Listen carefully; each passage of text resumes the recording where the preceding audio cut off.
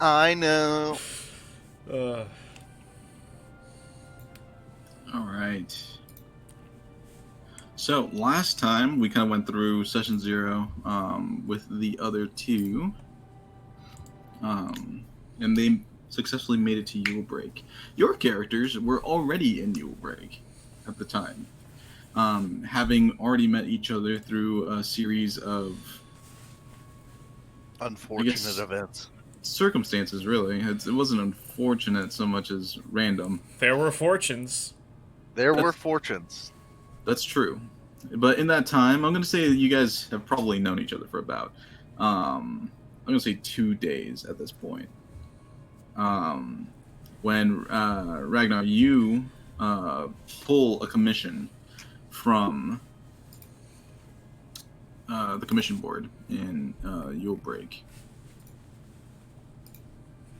Do I have the deets on the guy? Oh, Oh,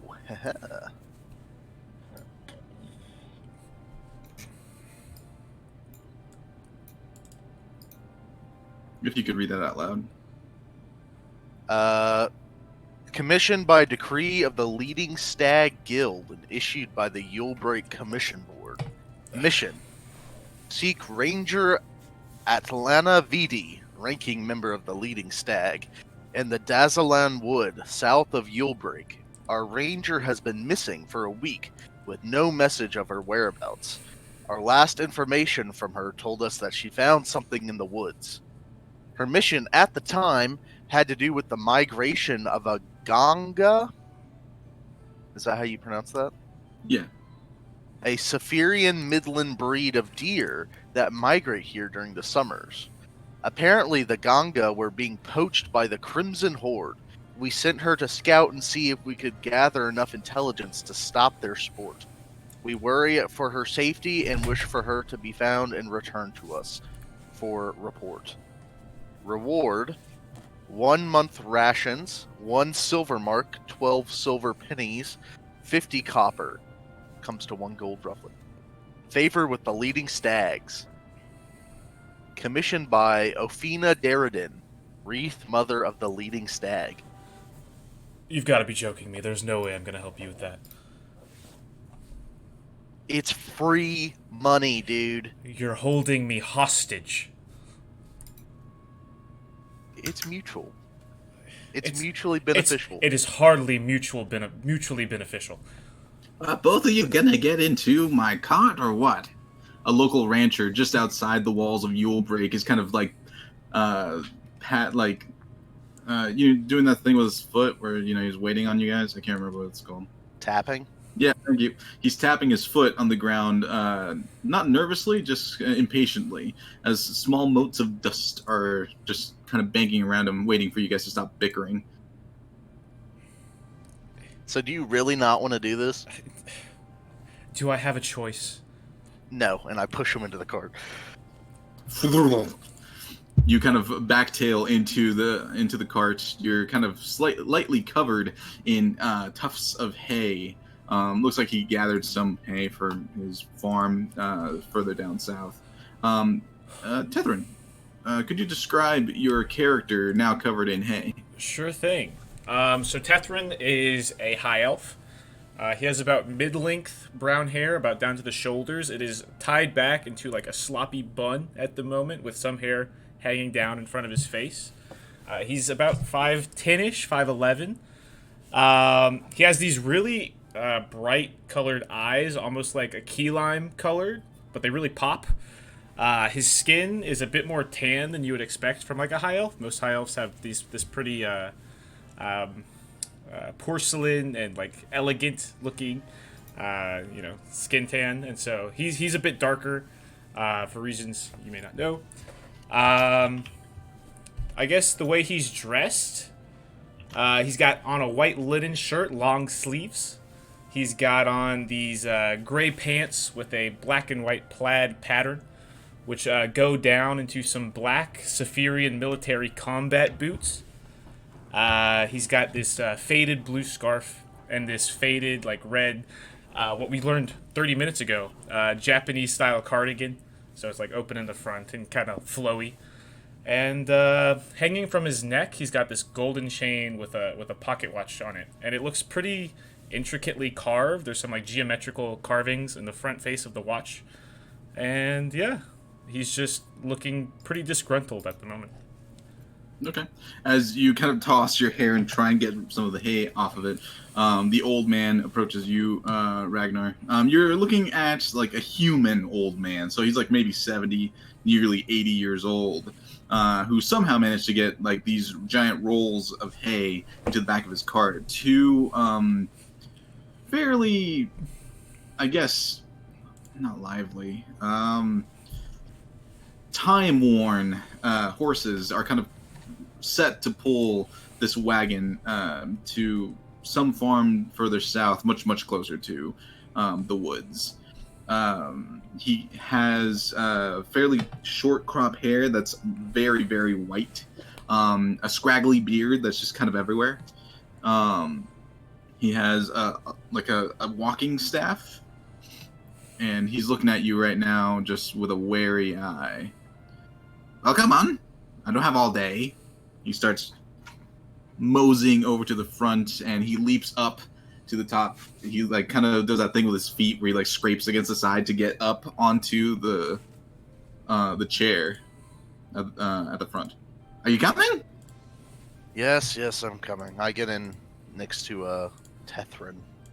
You hop on. The springs in the cart kind of like creak as you mosey in. A couple of the Saphirian guards are kind of looking at each other, just not wary. They're just, this is a bit of a funny sight. As you close the back hatch of the cart, it kind of rumbles into life and starts moving.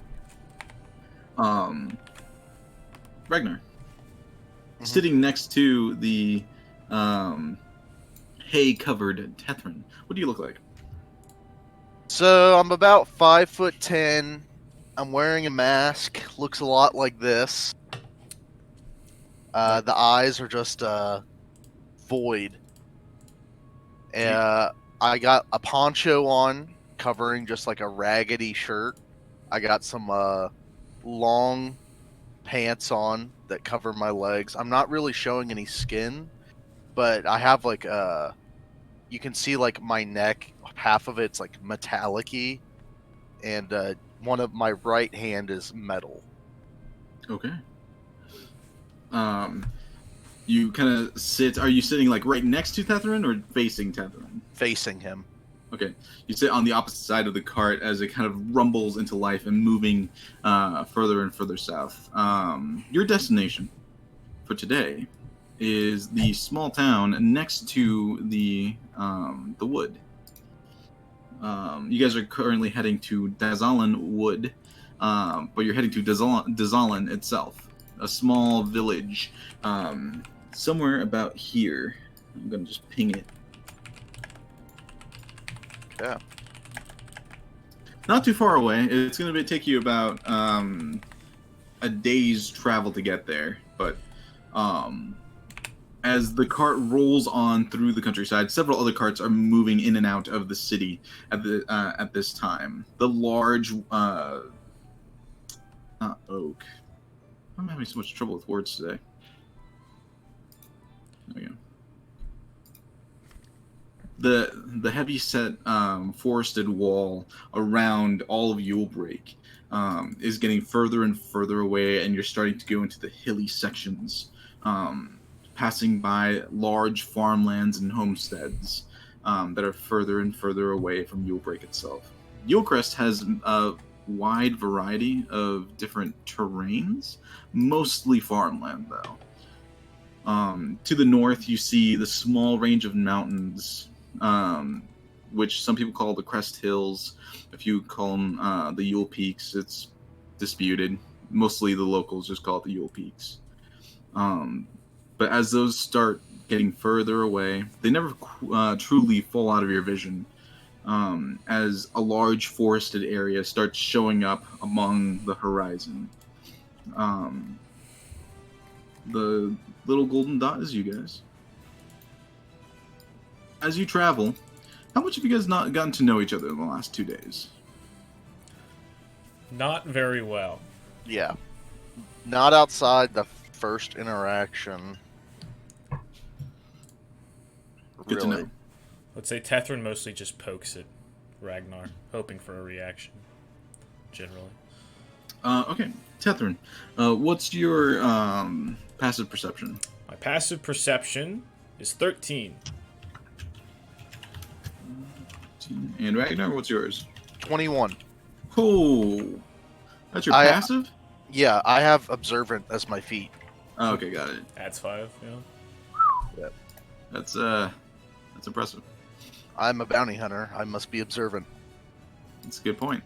I can also Still- read people's lips. Also very good to know. Still kind of facing Tethrin, you notice that the old man that like agreed to take you almost a day's south is looking back at you guys every once in a while, just with a furrowed brow. But he kind of just mutters under his breath as he keeps like the lead. The horses just going down the roads. What does he say? Well, he turns away from you. He's not facing Oh, you when he mutters under his breath. Did you say something? What? I asked if you said something. I thought I heard you say something. No, well, you don't look like you're from around here. Either one of you.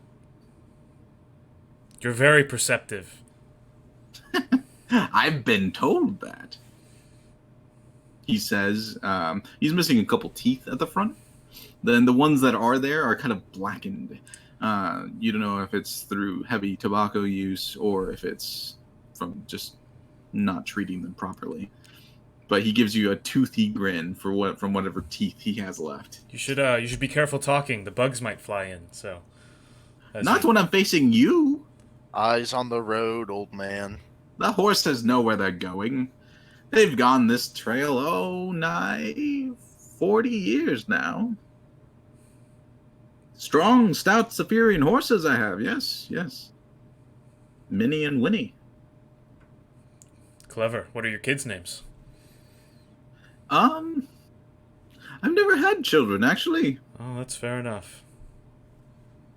I don't know what it is. I suppose it could be, Yeah. I don't know. They find me too intimidating. Yeah. Ragnar, tell him how intimidating he is. I'm trembling in my steel-toed boots.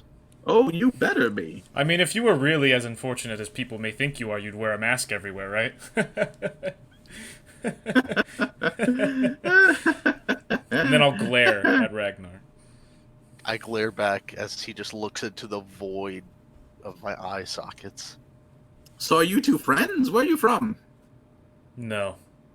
Yes. What? What? The cart kind of hits a bump in the road, and he turns for a second. Oh, come on! As he recorrects it, he turns back around. You bicker like a married couple. Well, some Friends do. say, marriage is like a hostage situation, so makes I sense. kick him. Ah. Okay. Rude. So what takes you down to the forest? Oh, just some fool's errands about some person who's searching Poaching in the woods. Yeah. Poaching? You must be talking about those horde folks. Yeah, nasty business, that. I guess. They roughed up some of my cattle pretty hard a couple springs ago. They're not very kind. Just the two of you taking them on? Yeah, Ragnar. Just the two of us taking them on? We're not really here to fight them. We're here to find someone that was looking for them.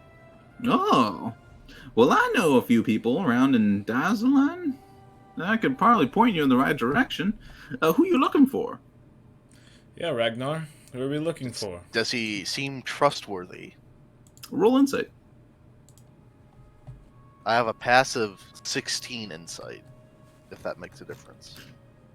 It doesn't because you asked specifically.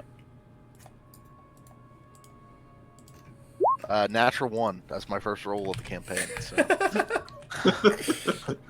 with a natural with the natural one, that's still a 7. He seems folksy. I mean, it kind of looks like what you see is what you get. We're looking for a Ranger Adlana VD. A ranger, huh? There's a few guilds out there that do ranging, I suppose. The leading stag guild. That one doesn't ring a bell. No clue. But I know a few folk down in the Zolland that can probably help you out, I suppose. A local guild head there, probably. Of course, they're Crimson Horde too, so I don't know how helpful that'll be. Wait, the Crimson Horde has a guild hall in Desolon? Yeah. It's more of an outpost, really, but they really took over a segment of the Battle Lads outpost there. It was a rough night. That was, 5 years ago? Rough battle. It was, glad I wasn't there. I just heard it secondhand, third hand, fourth hand. I'm sure had you been there, the Crimson Horde would have ran away in fear. Shaking in their boots. Shaken in their boots. Yes. So I would steer clear of any Crimson Horde folks. There's a few trustworthy people down in Dazzlin, but hey, even their own folk don't go into those woods. So you're telling me that we were stupid for accepting this contract? I wouldn't say stupid. Foolish? Misinformed. Lacking foresight? Possibly. That all makes sense. That's why I have you. You can just tell me where she is by looking That's through not how, time, that's right? not how it works. It's not how it works. I've told you that's not how it works. You made it seem like that's how it works, so... That's not how what works. What are you talking about? Hey, butt out. This is a private conversation now. I was in the middle conversation. Do a person a favor, and what do? They just talk behind your back like you're nobody. He's kind of grumbling to himself as the cart pushes on. I need both of you to go ahead and roll a perception check. A perception check. I'm gonna use guidance on myself. +3 plus 15 for me. 15? 6. 6. Incredible. Ragnar, you kind of stand up in the back of the cart and you start surveying the surrounding lands. You are just maybe a few miles north of where the woods start. But looking around, you see some assortment of different strange structures. A couple of that look built by personable hands, and a few others that look natural. One of them is a heavy white stone that is kind of jutting out of the ground. It's coarse and looks like roll a nature check for me. Nature? Yeah. Haven't heard that in a long time. 21. Oh, that's a really good nature check. It looks like bleached coral. Interesting. It looks like a massive coral reef that's just kind of sitting on this ground, and all around it are heavy groves of different types of fruit. Looks like whoever owns the land has some kind of it may have some fertilizing agent. You're not entirely sure, but it's strange to see such a weird structure of coral and just in the middle of these plains, farmland really. As it rumbles on for the next few hours, the sun begins to set as you finally reach a heavily wooded area. And it just seems kind of like the outskirts of the forest, and it still already feels fairly oppressive. As this road that kind of heads into Tottrell, the next county over, you've passed by several smaller villages along the way, but finally stop at this particular village, just on the outskirts of the Dazzlin woods. This village itself being called Dazzlin for their namesake, the wooded area behind. Looks like there's not many structures. A couple of homes, a general store of some kind, an inn called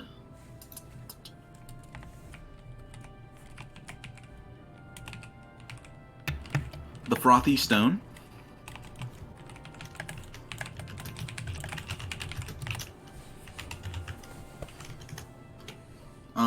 And there's a couple of other, like, a small stable next door that has several horses already, like, stationed there, and a couple of wagons that are parked next to it as well.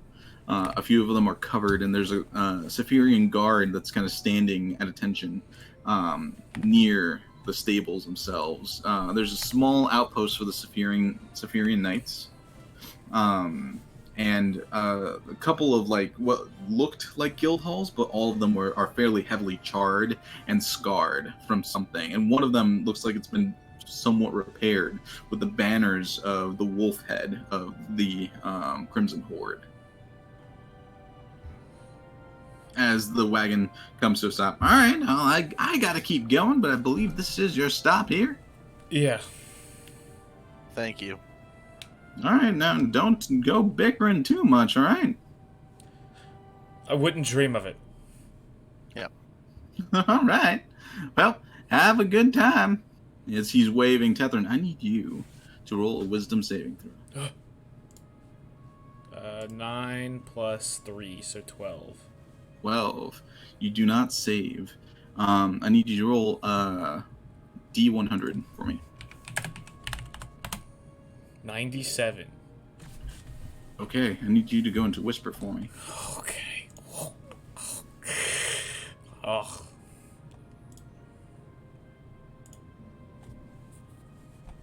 Does that knock out the thing for everyone else? No, not the recording, but the people in Discord can't see it right now. But I'll Okay, just good to redo know. it. Yeah, I'll redo it.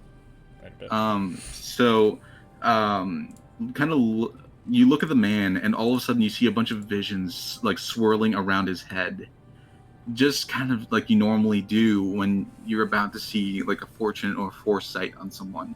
And as he turns his head in your direction, you see the Dark Omen, kind of like a kind of fletchling of dark fire that kind of hangs over the front of the head. As he's looking at you, you see his eyes just glow like a violent purple light, and his mouth just kind of holding open and agape with this dark, seeping violet light. A shrieking noise echoes from a future distance as you hear hundreds of voices echoing in some kind of maddening chorus of death. And then, just as quickly, the vision vanishes, and he goes back to being the old man that he was. You are slightly dazed, and you'll be that way for the next, 30 minutes or so. Sure.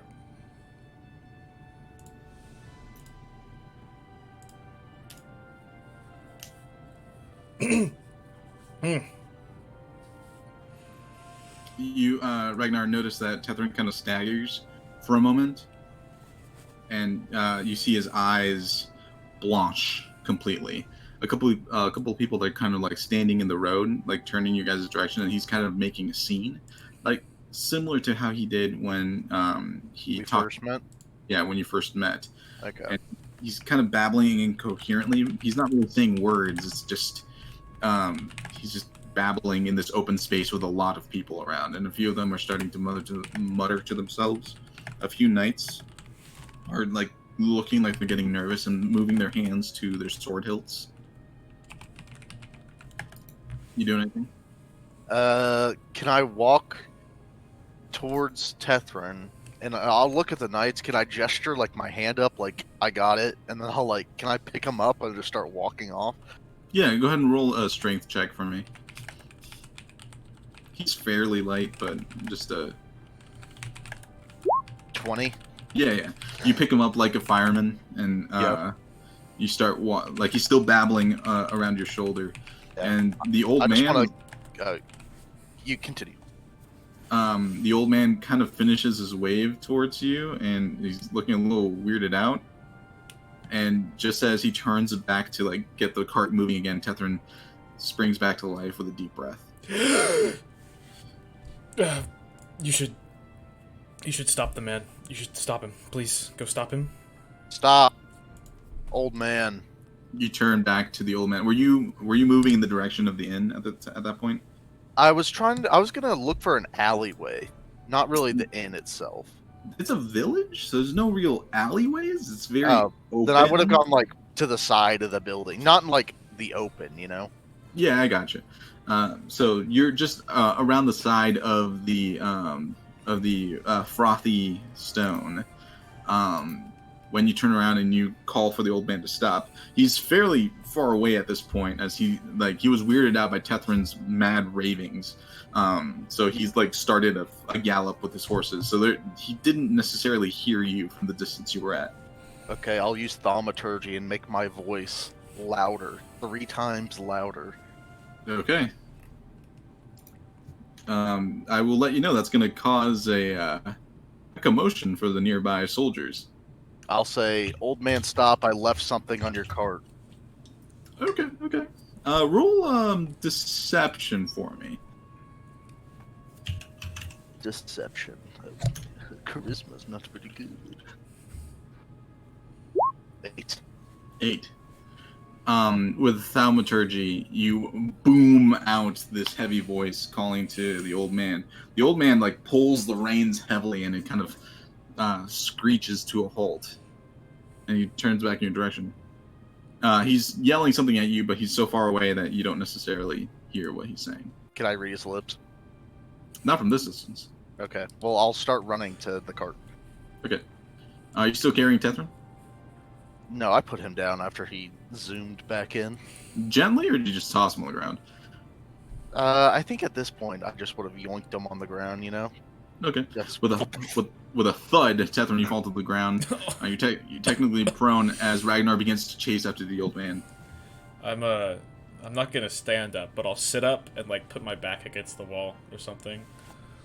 And have I had something like that happen before? Would I have any knowledge as to what seeing something like that would indicate? So if you want to try and decipher what your vision says, Mm-hmm. You can go ahead and roll. Since this isn't a mechanic in the game, Right. I kind of made up a system. Perfect. So you can go ahead and roll a like insight is the best for this one because it's not necessarily a nature thing. Sure. The other thing is That's a 5. Yeah. That's a 5. with a 5, you've got no idea what that means. Gotcha. But whatever it is, oh my gosh, my phone's just going crazy. Whatever it is, you don't necessarily think that it might happen immediately. Right. Like with all of the things that you see, it could happen like a day from now or years from now. Right. Like it's not necessarily a spot on thing. It's just something significant, and it doesn't happen to everyone. It's just sometimes. Okay. So yeah, with a 5, unfortunately, you don't know what that means. Gotcha. Ragnar, you make it to the old man. What? What did you leave? There's nothing in the cart. Yeah, I just said that so you'd stop. My friend needs to talk to you, so let's turn this cart around, right? What? Can't you just come here? Let me see, and I'll signal Tethrin to start walking or running or something while I hold the cart at a stop. Okay. Alright. I can do this. I'll stand up and I'll mosey over. Yeah, he's a little slow. Sorry about that. What was your name? I don't know if I ever caught it. His name is in my notes. My name's Rindy. My name's Ragnar. Ragnar. So we both Nice have to meet names you. that start with an R. That's kind of something, I guess. It's barely something. Well, that's true. And I'll wait Hey! for Tethrin. Hey! That's as much small talk as I'll make. Hey! Man, Yes? where are you going? Back to my farm. Yeah, but like, where is that? It's a few more miles down in that direction. It's gonna take me a better part of the night. Um, how do I explain this? I'll say this. I have I I have a very deep connection with divination magic, but sometimes I lose control of it. And so I gazed a little bit into your future, and something very, very bad's gonna happen. I don't know when, but maybe you just don't go tonight. Maybe you just wait in case it's soon. Um, if I don't go tonight, my cattle starves. So Right, but this could be, like, much worse, right? roll a persuasion check at disadvantage. Natural 1. For No. 2. No offense, young man, but I don't. I'm know older than you. Don't call me young man. I don't know about that. How old I are you? would listen to him. I am 79 years old. Because I'm like 91, so... So, I still don't know you. Yeah. I would listen to this guy. Look, fine. I'm just saying, if something catastrophic happens to people beyond yourself because you don't listen to me, it's on you, man. Okay? And if you can live with that on your conscience, then so be it. I cannot stop you from going. All right then. He turns and he wicks the horses forward. What'd you see? Well, this one was strange. There was like a purple flame burning above his head, and his eyes, they glue purple, and then his jaw kind of came unhinged and dropped down, you know, like you sometimes see with the undead, and a bright purple light shone out of it, and then it was like 1,000 people all screaming at once. It was, I've got a feeling something catastrophic's gonna happen, and that man may be the thing that sets it off. But anyway, we have a job to do, right? Is that not something we should investigate? I mean, what are we gonna do? We can't catch up to him. That's true. I guess we go back to this other job that seems a whole lot more insignificant. How bad was it, by the way? Whenever I, spaced out, like. You almost got the guards called on you, so I carried you out It's of an it. improvement. It's an improvement. Okay. Yeah, see, what would you do without me? Also, stop insinuating that I'm holding you hostage. Well, you kind of are. No, we both know that I'm protecting you. Protecting me from what? Someone worse than me. Okay, see, that doesn't mean very much, so... Oh, I so got- you're saying I'm like the worst? No, I'm not saying you're, like, the worst. I'm saying you're pretty bad. I was doing fine. Acting as a fortune Robbing teller. people, yes. I was agree. not robbing people. I was robbing Well, it's some me or people. jail, so That's not no. true. Under whose authority? I pull my gun out. You do Mine. this. You do this every time. You know I'm right, and then you just pull that thing out and you threaten me with it. It's ridiculous. Yep. Grow up. Get And used to I'll it. walk off. You start follow. walking off and run straight into Saphirian Knight. I pocket the gun. Is Officer, everything all right? things are great. Your pal here, he kind of like pokes you in the chest a little bit, Tethrin, to push you a little bit away. That was rude. Could have just asked. I'm older than you. Yeah, age doesn't really matter in this instance, Said sir. respect your elders. Shouldn't just put your hands on people. Sure. May I ask what you're doing all the way down here? Ragnar, just show him the thing. I have a commission from the leading stag guild, and I can Yeah? show him the He commission. holds out his gauntlet. The man you're looking at right now is blonde hair, dark green eyes, a pointed nose. He's wearing full plate. looks like it's adorned with some kind of silver. The like normal blues that go with the Severian Knights attire, and the front plate is branded with the mammoth insignia of Severia. As he takes the missive from you, he reads it for a moment. Oh, all right. Well, if there's anything the Superior Knights can do to assist, I'd be more than happy to. If you could both please keep your tantrums to a minimum. Absolutely. Tantrums. That'd be great. So, anything I can do to assist? Do you have any information? Unfortunately, no. I've never heard of this person. We do get a lot of travelers here. It's kind of a way station, so people filter in and out. Do you know a description of this person? Nothing really beside her name and what we have on this page. Do you know of any strange things that's been happening in the woods? We've had reports of mostly dead deer just appearing within the woods.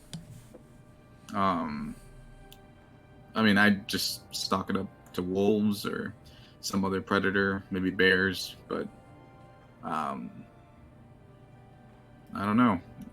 We have had a few naturalists come by and try and figure out what's going on with some kind of patterns or whatever. Are they around? I believe they're staying at the Frothy Stone. Is that the only inn here? Yes, that's the only station here. If you go down an additional, I don't know, 50 strides in that direction, he points in the direction of where the old man is going. You'll find another small village, but that's about all I know, unfortunately. Well, thank you for the assistance. Of course, and if I could get you two to clear the road, these carts need to rumble by. And he Yes, points of over his course. shoulder, and there's like 4 or 5 carts that are piled up, waiting for you guys to move out of the road. Let's go to the Frothy Stone Inn. Yeah, whatever. I'll follow you.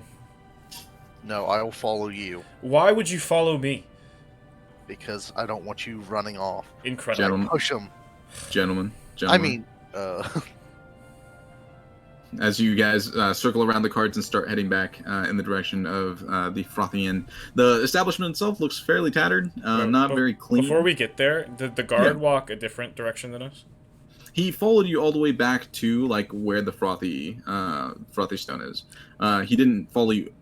He isn't following you in, so you guys are kind of like on the what's the word I'm looking for? The balcony? That's not the right word. The patio? Thank you. You guys are on the exterior patio of the Frothy Inn, and he's just kind of he's wary of you. So he's standing kind of at the corner of the establishment and faced away, but his head's kind of turned in your direction.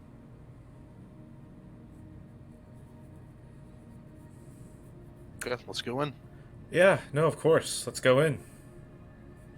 You pull open the door. The interior is warm. There's some very nice smells issuing out of different foods that are currently being made. The establishment itself is fairly large, being the only inn in the area. Several parties are already seated. A couple of adventuring parties, a few guild members, travelers, merchants and different tables, all wearing different colors, signifying what the trade is or clothing.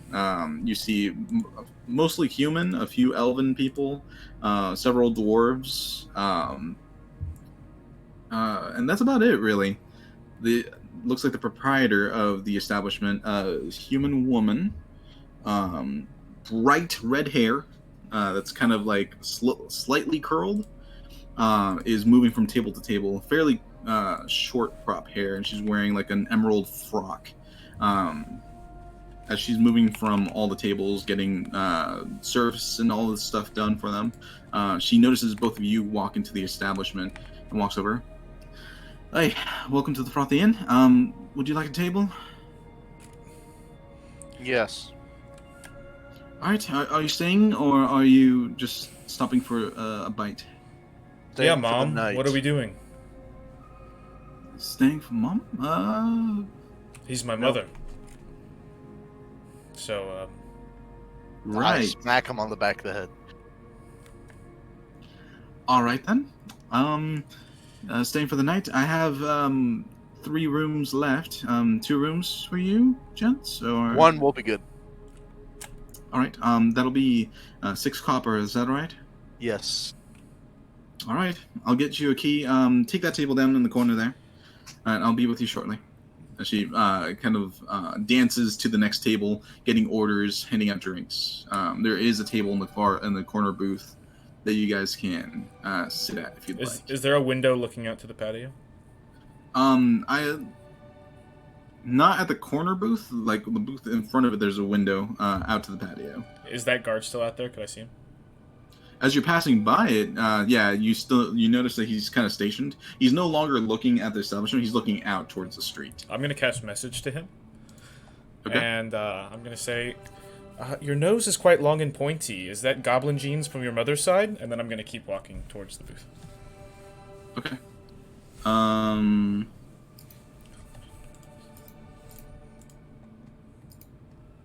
gonna roll some stuff here. Give me a second.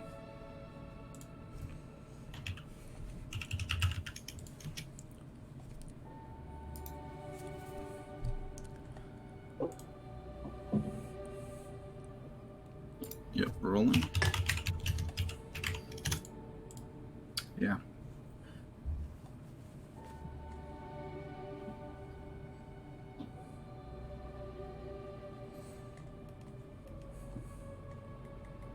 You hear as you guys are sitting down into the booth, "Careful, young man.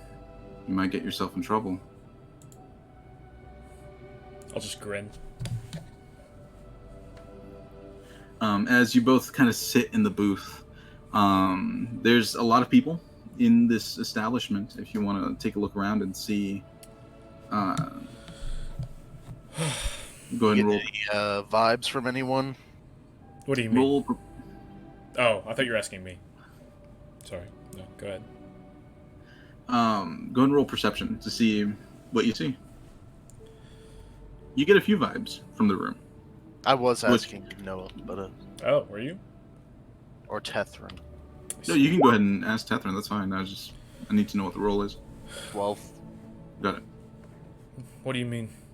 I thought you were the professional bounty hunter. I Well, can that's track why down we're- anybody. But we're a duo because you just have these, visions, and Yeah. Uh-huh. like you had one about the most boring dude ever on that. Yeah, and he's Carrot probably going to Drive. start the end of the world based off that vision, and yet we let him go, so... Does it really Oh. matter? That's a kind of a terrible way to look at things, but Well, you know. we can always go track him down if you want. Maybe later. I don't... It's just... I have his name, Rindy, the cart Rindy? driver. Rindy the cart driver. That's his name. His name's Rindy the cart driver? Yeah, who has like 2 teeth, so I'm sure there's not a lot of those out there. 2 teeth Rindy the cart driver. Yep. Good to know. Brindy two tooth. Rindy Two Tooth. The cart driver. You just. Oh, never mind. Ragnar, you kind of start like just checking out the establishment as Tethrin is ranting at you. Looking just around, you see the dwarves are currently like in a quick game of something on their table. You're guessing it's maybe like Dragon's Dice or something like that. I'm gonna go play a game. I'll be back in a bit. This is what Ragnar sees, not you. Ah, Yeah, you're ranting. true. Good point. At this point, you're currently ranting at Ragnar. Right while you're doing that, he's kind of scoping out the establishment and seeing what he sees. I've tuned you out, and I'm observing. You see the dwarves kind of playing a game. Then you see a group of human women currently surrounded, like speaking in hushed tones around a couple of maps on a table. They're kind of one of them is kind of pointing with a dagger at different parts of this whatever this map is, and she's saying something under the cacophony of everyone else. You also see there is an elven man, looks like a high elf of some kind, kind of looking around. He's leaning back against one of the far walls next to the stairs that leads upstairs. And he's just kind of scanning the room, looking around. His eyes haven't rested on you any longer than like a second. You also see, like, next to him there's a doorway that leads further down, and looks like there's downstairs rooms or baths or something like that down in that direction. Okay. Then you see the redhead that's currently coming in your direction. As Tethrin, you finish your rant. Were you even listening? Yeah, totally. You always do this, and it pisses me off. You just stand up randomly and start looking around. You're like a meerkat. You're just never focusing on one thing. You're just looking around. I stand up while he's saying this. You did it on the cart. You're doing it now. I swear, you've done it in your sleep. It's annoying. I look down and just gaze and say nothing at Tethrin. I can't even tell what you're looking at. It's the mask. It covers up. Whatever. Since you're gonna throw a tantrum, there's some dwarves over there playing a card game. Why don't you go have some fun while I do my job? Yeah. You know what? I will do that. As you're about to scoot out of the booth, the redhead stops at your table. Here is the key, and she puts it on the table. Anything to eat? Anything to drink? Tethrin, food? Sure. We've got a nice mutton at the moment. Do you have a kids menu for me? I'm treated like a child, so. Everyone eats the same thing, fortunately. Fair enough. Mutton or soup? 2 mutton is fine. All right. Mutton with some vegetables, all right? Yep. Anything to drink? Can you What do you even want? drink in that thing? Like, do you have to take it off to eat? I don't think I've ever seen you eat. And you never will. I can come back. 2 water is fine. Just ignore the elf. Oh, all right. Well, there's the key. The bill can be paid at the end of your stay. Thank you. She nods and looks at you, Tethrin, kind of like warily, as she starts moving to go get you guys some food. Go play your card game. There'll be food on this go play your table card for you. game. I swear if you start robbing people again. I never robbed anybody. I was just better at dice than they were. And I'll walk off. Tethrin starts stomping towards the dwarven men. What are you doing, Ragnar? I'd like to position myself where I can read the lips of the hushed tone people over the map. Okay, from where you're sitting right now, just kind of turning sideways against the booth, like putting your back against the wall. The window is like here and looking out into the common space. You have a pretty good sight on the woman that's currently talking. Sounds good. In her hushed tone, go ahead and roll just a perception check. You can read lips, but context is another matter. 9, unfortunately. Okay, it's not horrible. So with a 9, the woman is still tapping at the map, and looks like she's paused to listen to a response to the woman that's kind of not facing you at the moment. So the one that you're looking at is a brunette with long hair. She's wearing some heavy leathers with like a green blouse underneath, and just normal like riding pants. She is waiting for a few moments and nodding as the other woman is kind of also speaking. And when she stops, you see her say, "Well, if they're not hunting in this region anymore, why are there still deaths happening? The population has dropped by a third. If it continues in this manner, the people of Twin won't have anything to hunt by winter." She pauses for a few moments as she's getting a response from the other woman, kind of adjacent, where you can kind of see her lips. If you kind of move to the side, roll perception for her.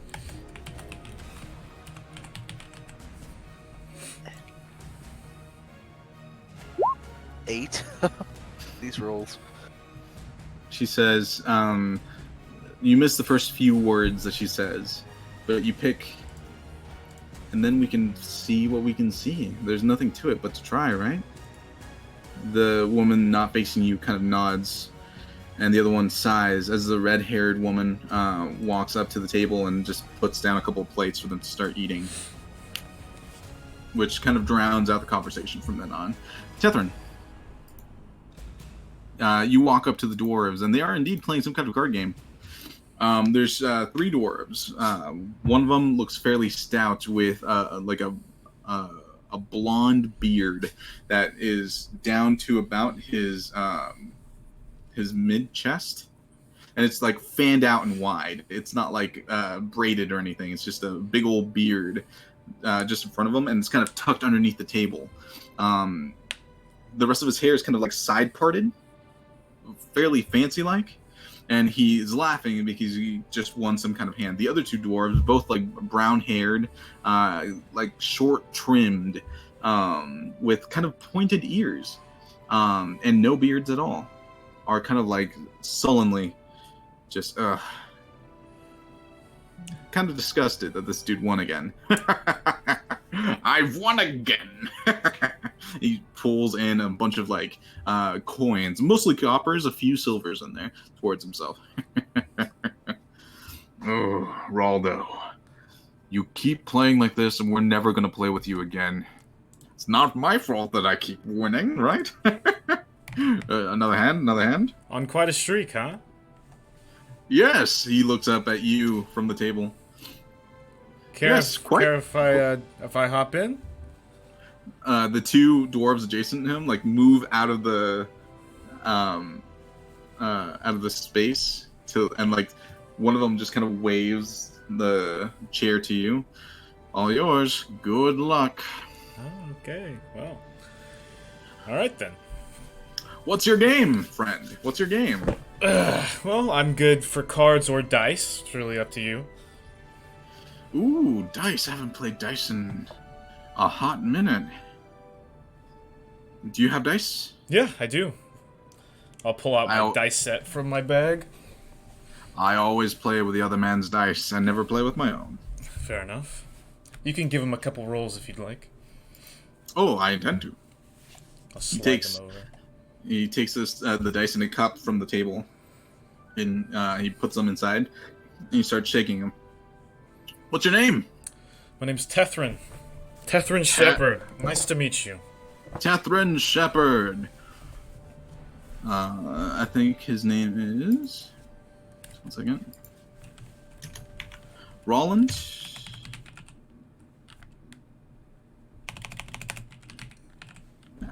Name's Roland Baghand. Nice to meet you.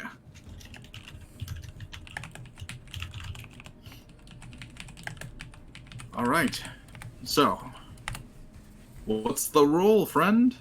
He starts shaking the dice.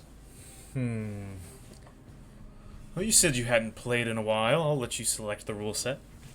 Makes it more fun. All right. I'm gonna say 3 low. Sounds good. So, do you know how to play dice? Nope. But Tethrin does. Yeah, so you choose a range of 3 numbers. Sorry, range of 4 numbers. So it's a d20 roll. You choose a range of 4 numbers. If it falls on any of those 4 numbers, you win the round. What he's doing is a prep roll to see if your dice are good. Okay. And then the beginning of the next roll, you guys start betting coin. Got it. And I have proficiency in dice sets, so I don't know if that does anything for this. But... that gives you advantage, basically. Okay. So roll for yourself, or on a roll that the other person is rolling, I suppose. Got it. But usually the proficiency only works if you're rolling the dice. Right. Okay. Wow, this music is getting intense. It's a dice game. Oh, I'm normal rolls. You ready? Born ready, my friend. And this is the dice roll free. It rolls a 15, and he kind of like tosses the cup at you. Your turn. Sure I thing. put in. He drops 3 copper pieces against Oh, that's all? you. Sure, I'll toss in 3 copper. For what range? It's any 4 numbers, right? Yep. Gonna go 9 to 13. 9 to 12. Not 9, 10, 11. Yeah, 9 to 12. And then it's 2d20. So I have advantage. Nope. That sucks. Good rolls, though. He drags the 6 copper towards himself. You He got takes me. the cup. Yeah. Takes the cup. He starts rolling. So since he's rolling, you get to bid for or against his number, and he's gonna choose.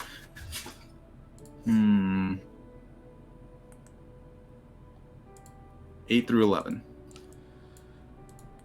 I'm going to put down a silver against.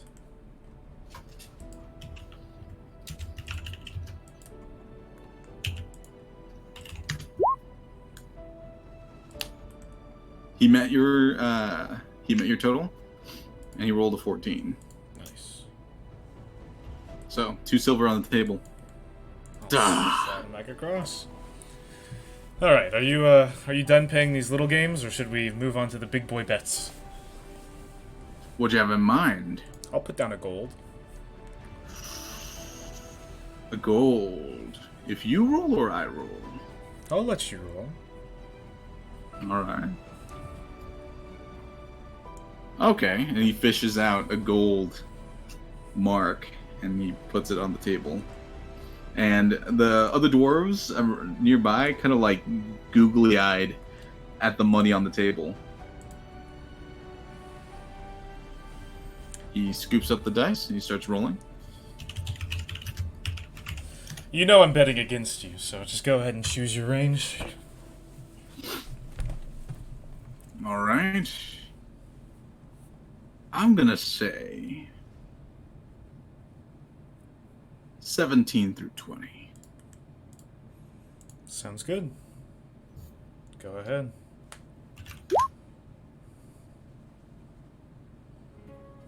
The dice rolls out on the table and pops directly on a 20. I will. I'm going to chronal shift and make him redo the thing. So Okay. as a reaction, I can make somebody re-roll a dice roll. Okay. So that's what I'm gonna do. Okay. You kind of underneath the table wave the rune that you know is in that forbidden text, and you feel that rush of white light emanating around you. For a moment, everyone sees this flash of white energy surrounding you, and as if time forgot, the moment where he's rolling the dice is back, and he drops it on the table. This time, you notice something different. In the palm of his hand, he has the real dice, as another one rolls on the table Interesting. and lands directly on a 20. Not so quickly. I think you've swapped out something there. What are you insinuating? Hands up. Come on, let's see him. Hands up. There's no dice. I would have seen where he stuck it. I would think. Roll a perception check.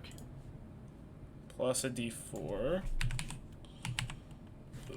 Because of guidance. So, 16. 16. With a 16, you saw the dice roll into his shirt. Like when he was pulling it away, he pulled it towards him, and the actual dice rolled down his shirt. So his hands are up. There's no dice. Stand up. Shake your shirt a little bit. I'm sure it'll fall out.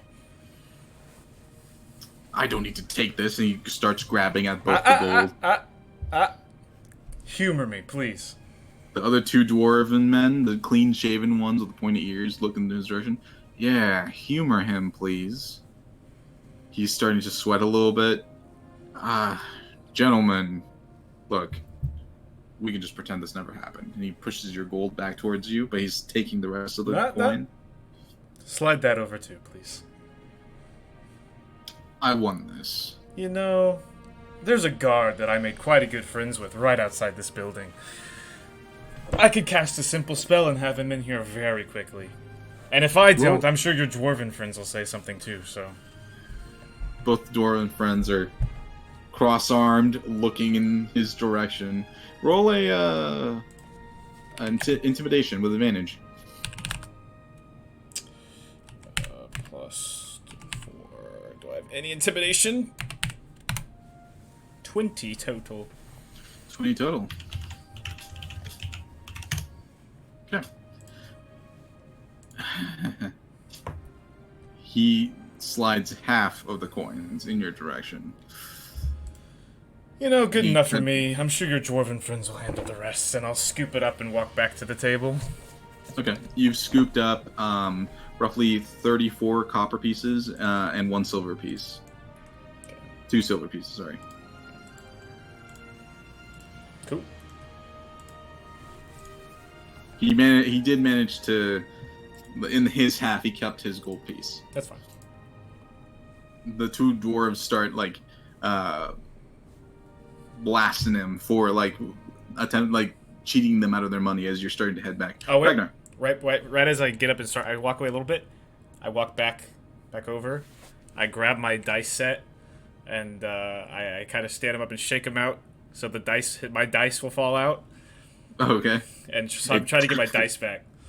It clatters on the ground. Both the dwarves look down, and they look evilly at this dude. I'll grab it. I'll put it back in the dice set, and I'll shrug, and I'll just walk back to my table. All right. While that was happening, Ragnar. Mm-hmm. What were you doing? Well, I was listening to watching their conversation transpire. Are they wearing anything that would symbolize a guild? With your passive perception, you would notice that 2 of them are currently wearing on their armor, maybe a brand or a patch that has kind of an olive branch with a raven currently on it. Do I know what that is? Roll a history check.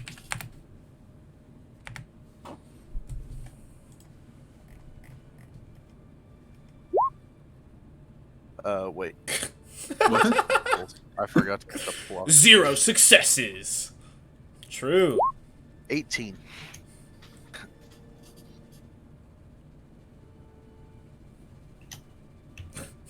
I've never seen that. It's funny. I know. I don't know what that does. So but, if you rolled a 2, it would have said 1 success. Oh yeah. Mm-hmm. Weird. So you can roll a bunch of d20, and if you're like, are any of them this, and it'll tell you. Oh. I don't know when that would be useful, but that's what it does. 18 on the history check though. Okay. Gosh, hold on. Sorry.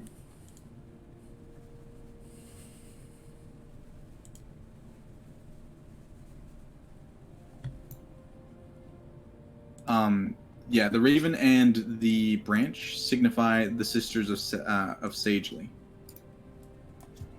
Okay, what is that? It's a religion based on what history you know of Sephiria. Mm-hmm. The sisters are kind of like an earthen, not a guild per se. It's really just a monastic religion that deals mostly in natural elements and a lot of healing too. You see the sisters, the Sagely, in times of war or battle, they're usually around healing people. And most hospitals are houses of Sagely as well. Okay, I guess I'd like to approach them. Okay. You kind of scoot out of the booth and head towards the sisters. As they're kind of eating, they look the one that you've been looking at, and you've gotten the one that spoke first, the one with the brown hair, um, looks up at you. Hello, she says, and the two other sisters stop talking and look in your Uh, direction. Sorry to intrude on your meal. I couldn't help but overhear y'all talking about the woods, and I had heard a rumor that there was some weird things happening there. I was wondering if y'all had any information on Well, let me change the music to something less threatening. that. They You have stab. entered combat.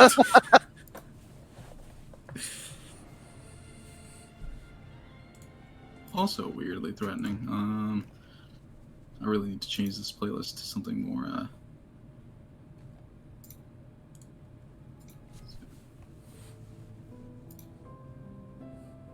Um, Something strange happening in the woods. She looks at the other sisters. Well, yes.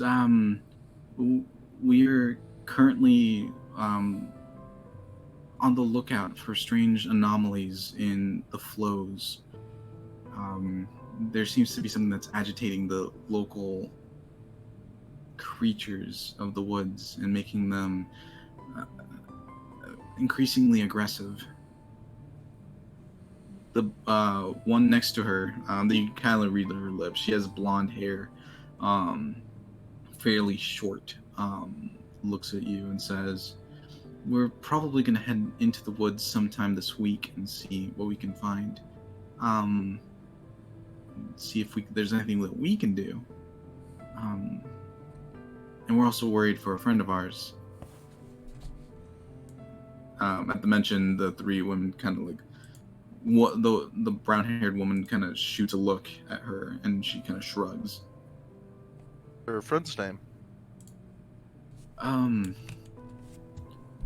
she, I'm sorry, she kind of told us not to say. But I suppose she did go into the woods several days ago, and she hasn't spoken back to us. So we're a little concerned, and that's why we're thinking about heading in. I'm under, or I've taken a commission from the leading stag. I'm looking for a ranger that disappeared in the woods the other day. The three women perk up at you saying "leading stag," and look at each other. And she, the what seems to be the leader of these three, looks at you. "Do you have the commission?" Oh yeah, it's right here. She reads it. "Yes, that's her." She hands the commission back to you. "She's been missing for a few days.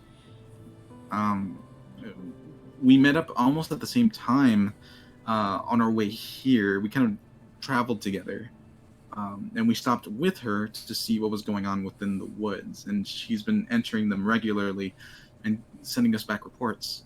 But she suddenly stopped." Well, I mean, I don't have any more information than what's written on this paper, but wouldn't the first suspect to go to the Crimson Horde camp and see if The three, she's there? the three women look at each other, and the brunette says, take a seat, Mr. Ragnar. Ragnar. Please take a seat." You hear some commotion from the dwarven table, as someone has won some amount of money. You're not entirely sure. I keep Who? a eye on Tethrin while I sit at this table. Sure. You kind of sit at the table. The brunette turns to you and says, "My name is Cassina. This is Rosh." She points at the blonde woman sitting next to her. "And this is Elaine." All three appear to be human. Cassina seems to be their leader from your passive perception. Okay. We believed that it was the Crimson Horde as well. We originally got reports that they were doing some heavy poaching. And Elaine, this is the first time you actually heard her speak, turns to you. But we've also heard some other stranger things happening within the woods. Like what? The reports that we've gotten are people in the woods. The Crimson Horde doesn't work that way. They hunt horseback whenever possible. They use arrows in long distance, but the things that have been killed have been torn apart, not shot from distance. And the majority of the Crimson Horde has moved up to Yulkai for something that's happening up there. From what we gathered, there's only like a motley crew down here, and they hardly ever go into the woods. So we've kind of ruled them out. So could it not just be a predator? We thought it could be that. But, I mean, the predator isn't eating its prey, it's just killing them, Cassina says. Half-heartedly, like, picking at the mutton that's kind of in front of her. It's all very strange. And these are all reports that we got from Atlana whenever she came back, but I don't know. Well, Are you going in the woods? Well, it seems so, doesn't it? We have to find her. And by we, I mean me and my associate over there, and I nod towards Tethrin as he's You nod at Tethrin. gambling. You nod at Tethrin, who is currently pulling at the shirt of Dwarven Man, and a dice falls on the ground. Oh, God.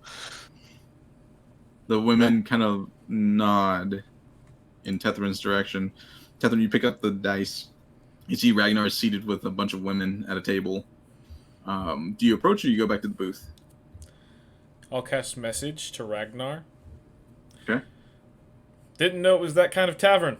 And I'll walk back to my booth. I just follow him as he's walking, no response with my void eyes. The Dazzling Woods are cursed, Ragnar. Cursed by what? We haven't gotten a lot of information on that. We're not locals, and the locals that are around here aren't willing to talk about it. What information do you have? They're cursed by something from ancient times, like Age of Kings, maybe before. The entire region used to be called some kind of haven for livestock and crops, but has died away slowly to something. Darkness. People are... She kind of lowers her voice even further. People are saying that it's connected to the Almond Gate. Would I know what the Almond Gate is? Yeah, it's folklore. It's ancient history. At this point, legend, possibly myth. The Almond Gate and Hyler Guide. It's where the last evils were like held in place. Like kind of like a vault of just pure evil under the earth somewhere. Hyler Guide is a subject that's brought up to children at bedtime for like scaring them into doing things, being normal human adults instead of stupid little brats. The wound, the ill, old legends of horrible, evil people that were all sealed away in Hylerguide, this mythical city somewhere. And the Amun Gate that sealed them in place. Well, this forest sounds dangerous. Would you like to go in together? She looks at the other two. We're not going into the forest. Really? The blonde-haired woman, Roche, says, "Yes, we're not. We don't have a lot of. We're not suited for combat. We're healers. That's about it." Well, that's where me and my friend come in. He is the most legendary combatant I've ever seen. Roll a deception check.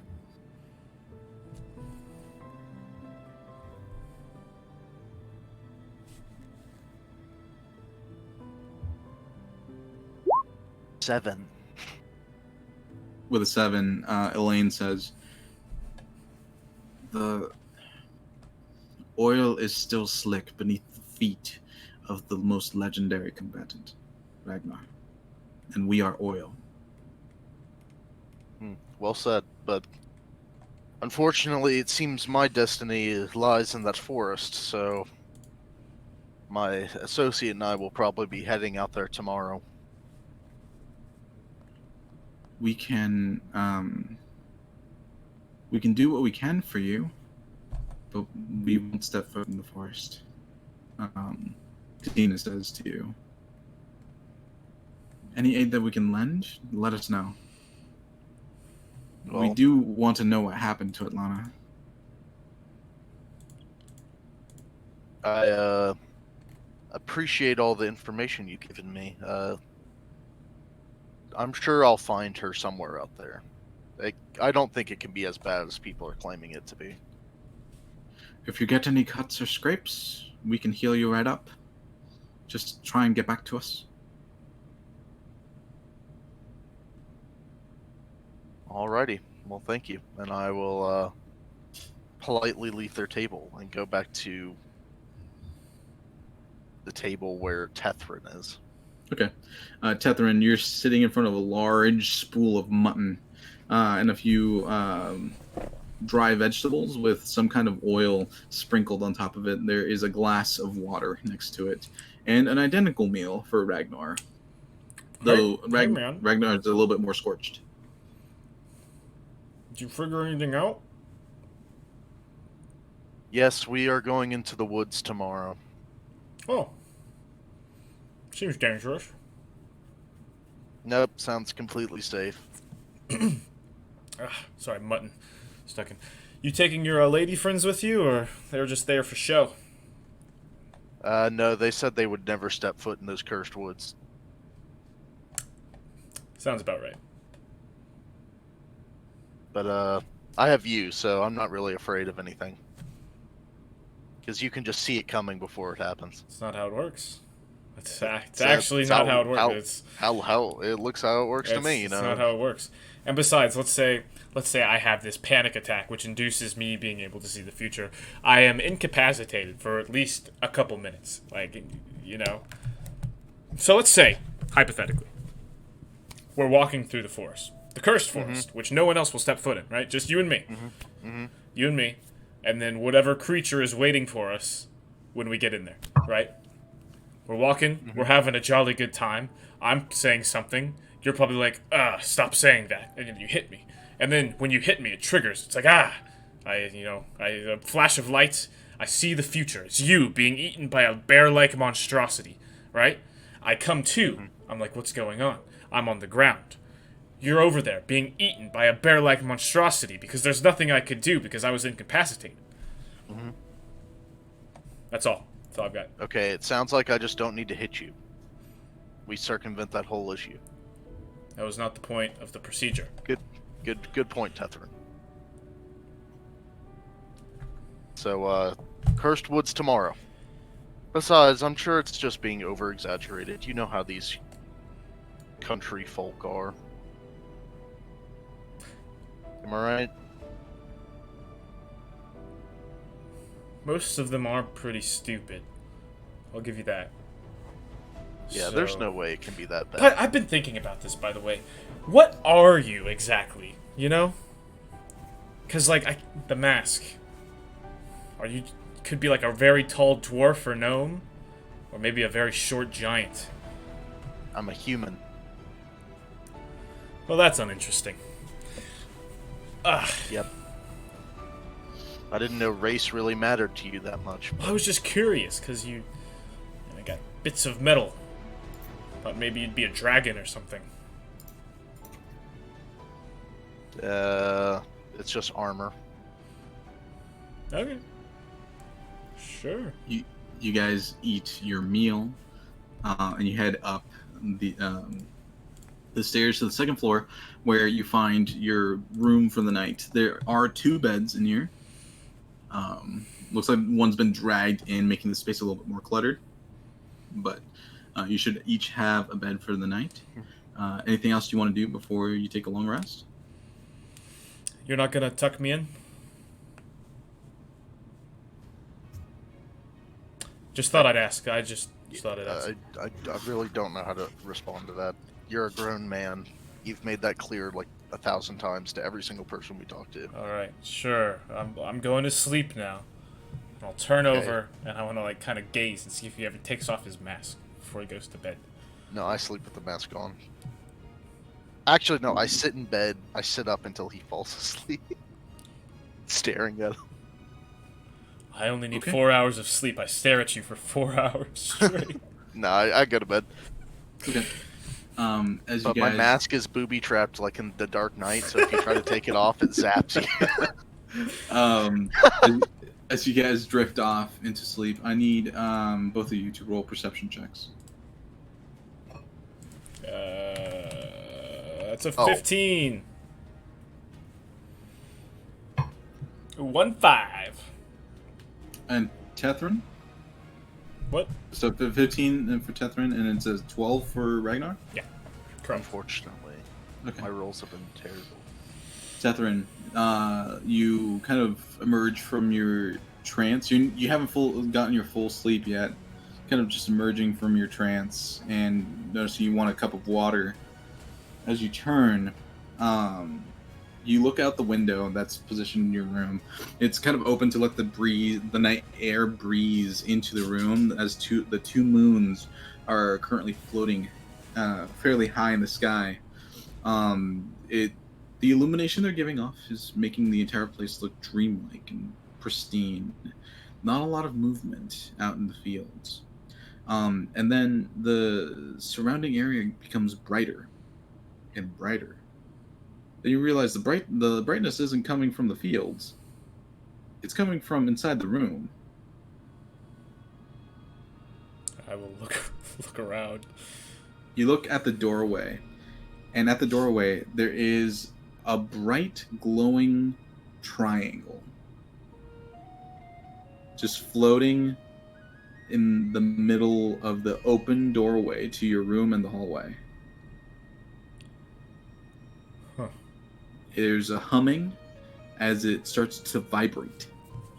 The light begins to vibrate faster and faster. The triangle seeming to become brighter and brighter. I'm gonna cast Detect Magic. Obviously, I know it's magical, but I want to know what kind of magic it is. Okay.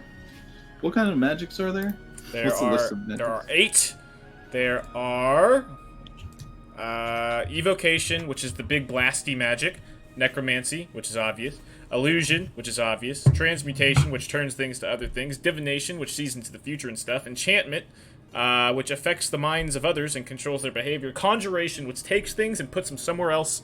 And then Abjuration, which is protective and healing spell. Okay. You sense a very powerful surge of aberration magic. That's the one that takes place and puts it other places? No, it's Conjuration. Thank you. Conjuration. You feel a heavy sense of conjuration magic just issuing out of this thing.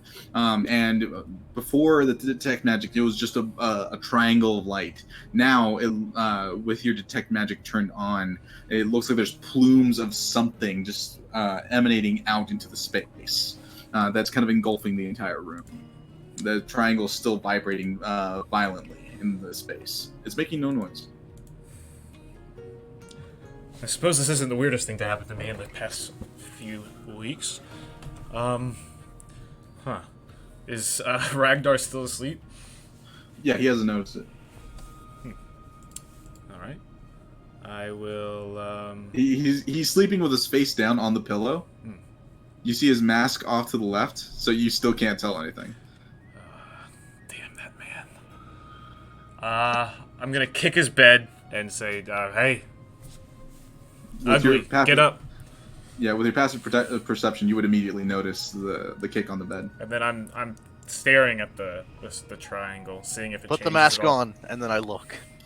You put the mask on, and you look. You see the same vibrating triangle in the middle of the room. What is that? It's a triangle. Touch it. It's emanating conjuration magic, which meaning it's either trying to take us out, literally, not like death, but like take us somewhere else, or it's bringing something in. So You want me to touch it? The triangle expands to about the width of the doorway, kind of overlapping maybe an inch on both sides of the door. On both sides of the door frame. And then the entire light triangle vanishes, and the two edges of where it was also vanishes with the doorway. What's that? it was weird. What'd you do? I did not do anything. I got up because I was parched and I wanted a glass of water, because you wouldn't get me a refill at dinner. I said, Ragnar, I would like another glass of water, please. And you said, no, I've already paid for enough water. And I was like, fine, I'll go to bed. And then I'll get one in the middle of the night when you're not looking with your money, which is what I was going to do. But I didn't, because there was a weird glowing triangle in the middle of the door, so I cast Detect Magic. Obviously, I knew it was magical. I didn't know what kind of magic it was, and that's when I realized. It was conjuration magic, which means it was either trying to take us somewhere else, or was trying to bring something else to us. And then it turned into a square and vanished. And that's everything that happened. Okay, I'm going back to bed. Ragnar looks at you with those void eyes, and then he spins around, puts the mask on the wall, which it just kind of like magnetically clinks up onto the wall by itself. And without turning to you, without revealing anything, he places his face back on the pillow as he had it before. I'll never understand how he does that. I'm gonna go investigate where it was and see if it's left any traces of anything. Okay. You still have Detect Magic on, so all that energy that was filling the room is just gone. It's like it never existed.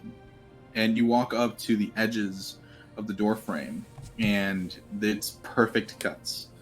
Like, it was just pulled away. You're not entirely sure what it was, or... You look down the hallway. Roll perception for me. Plus... It's a 12. With 12, looking down the hallway, you see several other, like, triangle cutouts of different parts of the building. Fairly, like, spaced out. They're not, like, immediately apparent that something was going on. But, like, there's still, like, maybe 4 or 5 other triangles. One of them is on an exterior wall, so there's a perfect, like, triangle shape. I'm gonna And go... there's just wind blowing through. Yeah, I'm gonna go look. Are they all the same size and shape? Are they all the same kind of triangle? Yeah, they're all equilateral triangles, but they're all varying sizes of triangles. Does it look like they like went in a direction, or is it just random, like totally random? Yeah. I guess I'll look and I'll see if anybody else kind of saw what happened. You look into the different rooms, and everyone seems to be asleep. I'll go downstairs. You go downstairs, and it's in the middle of the night, so all the lights are off. The hearths are stopped. There's no triangles down here. Anybody awake? Doesn't seem to be. I'll go outside. You kind of push open the door to the exterior and just look around. You see a couple of knights still like doing their nightly patrols or standing watch. They don't seem to have noticed anything strange, at least for the knights that you see off to the right. You look off to the left and you see one knight whose sword is on the ground, and he's like kind of peering over a wall of something. I'll cast message. Hey you, did you just see something? His head kind of perks up, I'm by the inn. and he looks in your direction. It's like, oh, young man. It's the same knight from earlier. Did you see something? Yeah. You want to talk about it? He kind of waves you over. I'll walk over. We walk over. He's standing at the stables right now. Fine evening for a stroll, and he's still like pulling himself up. He's kind of like perched on the ledge and looking inside. Did you see that light? Yeah, I was right next to it. What was its shape? Well, it started out as a triangle, and it got a bit bigger. And it ate my door to my inn bedroom. Turns out I wasn't the only one. There was several more that happened in the inn as well. But that's all I saw. He reaches his arm down. Come over here. I'll grab it. He pulls you up with a tug, and just enough for you to get your own like bearings, and you kind of pull yourself up. You're looking at a small loft area where like hay is kept, and in the middle of the hay, there's a perfect cutout of a triangle. Yep, that's the triangle. I have no idea what it means. I do know that it was conjuration magic. So, whatever it did, it took what was there with it. I'm not exactly well versed in conjuration, so you have one up on me. This has been happening every few nights now. You're telling So me much this is so- normal? It's never happened in the buildings before. They're usually just floating above the forest. They float. Oh, so they Yeah. don't always... Interesting. This is the first time it's ever happened this low to the ground. Right. But it's been happening so often lately. The first time it was a huge scare. Almost the entire village was in an uproar, but now it just seems to be a part of life. So they're aware of it? They are, but here, and he kind of steps down, and he walks over and points at the forest. See the tree line? Just Yeah. about there, and then I'm guessing you walk down with him. Yeah, of course. And then it's like, you mind if I grab your head real quick? No, go for it. He kind of angles your head up a little bit, maybe an additional 15 degrees, and he points towards a little bit above the skyline. That's usually where they're situated. They've been getting closer, but I mean, this is a leap. They were maybe a stride or two away last time. A stride is about a mile Gotcha. They always come from this direction? from the forest. Well, Oh, here, and he pulls you back out into the road. All right, you see the Yule Peaks out there, and he points off in the far distance. The Yule Peaks are over here. hard to miss. Watch. And he looks at you. Do you have a watch Yeah. on you? Yeah. No, I'll just... I usually take it off to sleep. I'll pull it out of my bag. It's my stopwatch. Not stopwatch, pocket watch that I have. You pull out the pocket watch, and it reads about 2:14. Okay, wait for it. Just 1 minute. He's pointing towards the mountain still. Laser focused. And then at 2:15, a myriad of lights sprout up above the mountains. I'm telling you, every night. That's my bad. Oh, I thought it was like a bell or something. It is a bronze cup that I hit with glass. It's like, what? My bad. There's like right next to each other. One has water, one has coffee. No, that's funny. That's good. Interesting. Well, I'm heading to the forest tomorrow, despite my better wishes, so... He raises an eyebrow. Good luck. Thanks. If I don't make it back, Goblin Schnoz, you'll be the last person I talk to, so... Whatever you say. Old man? Old man, older than you. Alright, I'm going back to bed. Got a long day tomorrow. This is weird. Yeah, I agree. If I do figure something out, I'll be sure to let you know. I appreciate it. What was your name? Tethrin. Thane. F-A-N-E? Yeah. Got it.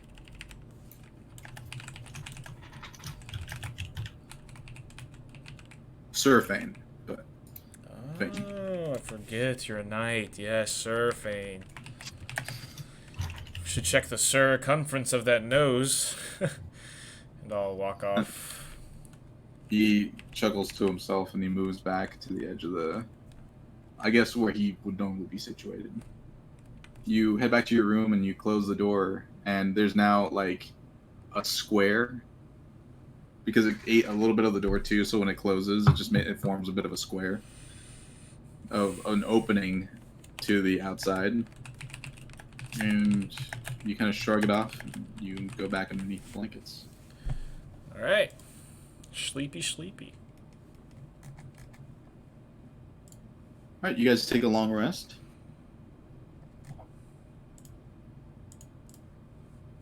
Alrighty. Oh, I needed that coffee. My brother came in and handed me a cup of coffee. I'm like, oh, thank goodness. Very nice. Room service, man. That's great. You guys wake in the morning. The sun just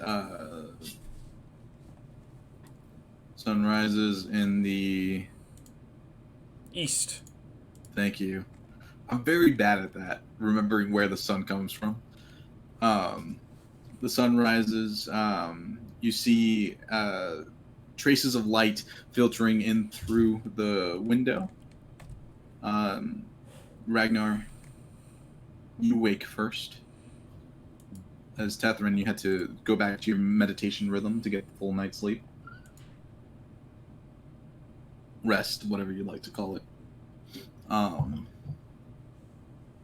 As both of you wake for the morning, what do you like to do? Gear up. Yeah. Let's go, Can you not say sleepyhead. can you not say gear up every morning? Gear up. It's time every to morning. go. You sit up, you say gear up. I never know what it means. You watch as Ragnar goes through an entire 80s montage of putting on all of his equipment. I don't have all that. I just have this. It's all this. It's right here. It's interspliced with Tethrin putting on his robe. I don't know what you want from me. So it's like a bunch of like action shots, dun, dun, dun, dun, dun, and then Tethrin like trying out his coat, and like there's a bit of a wrinkle to it, so he's like trying to swat it back into. Prestidigitation. Just iron it out. Put it back into form. You press digitation, but like it does that thing that an iron does something where sometimes where like it creases another bit and you have to like redo it a few times. Yeah, I'm like loading rounds into like a belt on my chest, and he's just like. Tethrin, you're like looking at a couple of books, just remembering what you need to remember for the day. Are you done reading? I said ready up. You've been putting on your clothes for 45 minutes. Don't talk to me. I've Ragnar, been you loading walk over. ammo into convenient places. Your shoes? Really? You never know if you'll be hogtied and you need ammo from your shoe. If you're hogtied, how are you gonna shoot, idiot? I have a gun in my shoe. No, you don't. You're such a liar. You don't know. Ragnar walks up to a mirror. Weirdly enough, like the cowl kind of covers his face while he's applying camo makeup to his face. That's normally obscured by a mask. Whatever. Okay, let's go. Oh, I forgot to mention, everybody. I forgot to mention. I snap my fingers and poof, a little owl appears in my hands. I have an owl. Her name's Petra. She comes with me on missions and stuff. She's So I said ready up, and you waited the whole time to do that. well, she was sleeping. Describe your owl. It's very small and round, like About this big? Yeah. Or about this big? smaller than that, like that big maybe, Like that- like like a big orange, Okay. like the size of a big orange. Colors of a barn owl, or is it some kind of fake color? It's brown, like a light brown with like white dots all over, and then her face is just white. Okay. Like the owl turns its entire head towards you, Ragnar. What's this thing called? It's an owl. Okay, that's not what I meant. Let's just go. Her name's Petra. Did you figure anything out about the light? Do you know who you're talking to? The owl hops over to your shoulder. Yeah, no. They come every night. They come from the forest sometimes, and they're over the mountains too. By the way, the Yulecrest Mountains. Well, do you know the origin point of the forest for the lights? Maybe I can show you what I was shown last night by Let's Goblin go that knows. way. So, yeah, that's fine. We can go that way. Okay. So you guys exit the Frothy Stone. There seems to be a bit of a hustle and bustle as people are starting their routes and continuing on their paths. Some are heading north, some are heading south, towards their whatever destinations they have. The knights have changed shifts at this point, and there are different knights out and about assisting where they can. But you guys pay for your stay and your meals last night. How much is that? That was a 6 copper for the room, and then for the food, it was an additional 3 copper each. So another, no, that's not right. 2 copper each. Are we still doing? What's the intermediate pricing? What? What? Okay, there was a new tier, and No, so it Electrum's was like 5 copper. silver. Yeah, that's go. above silver. So How many Electrum are gold? 2 Electrum or 1 gold. yeah, But you don't have any of that, so it shouldn't matter. I don't have any what? You don't have any Electrum. I don't You're think. right, but I'm trying to pay for this, but I only have gold, so I gotta figure out. I'm sure she has changed, dude. Just give her the gold. Okay, I give her 1 gold. What's the change I get back? okay. I'll put the math on you. Math is for It blockers. should be 8 silver, 9 copper. If it's 11, it was 11 copper total, right? It was 4, 6. Yeah, it was 11. Okay, then we're good. 8 silver. How many 9. copper was that? Noah said 9. Yep. I'm going with his math. Just double checking. 1 second. Oh, this is the wrong document. Oh, we'll just go with that. So you guys are in the exterior. The hustle and bustle is kind of obscuring you guys. You're not the weirdest thing on the road right now. It's mostly dwarves, elves, and humans. The majority of which that's the majority.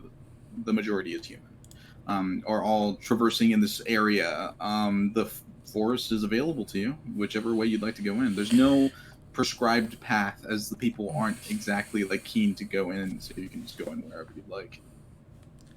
We're really doing Okay, this? which way? What do you mean, which way? It's that Which way. way to the light? It's this way right here. The way he showed me is like this. You know? He points in between the stables and the inn. There's not an alleyway per se. It's just an open lot, and behind there is maybe 100 feet. Then there's the tree line that kind of goes up on a slight hill. Okay, well, let's start going. Yeah, I'll follow you. I walk into the forest. Okay. You guys breach the tree line and begin to enter the forested area.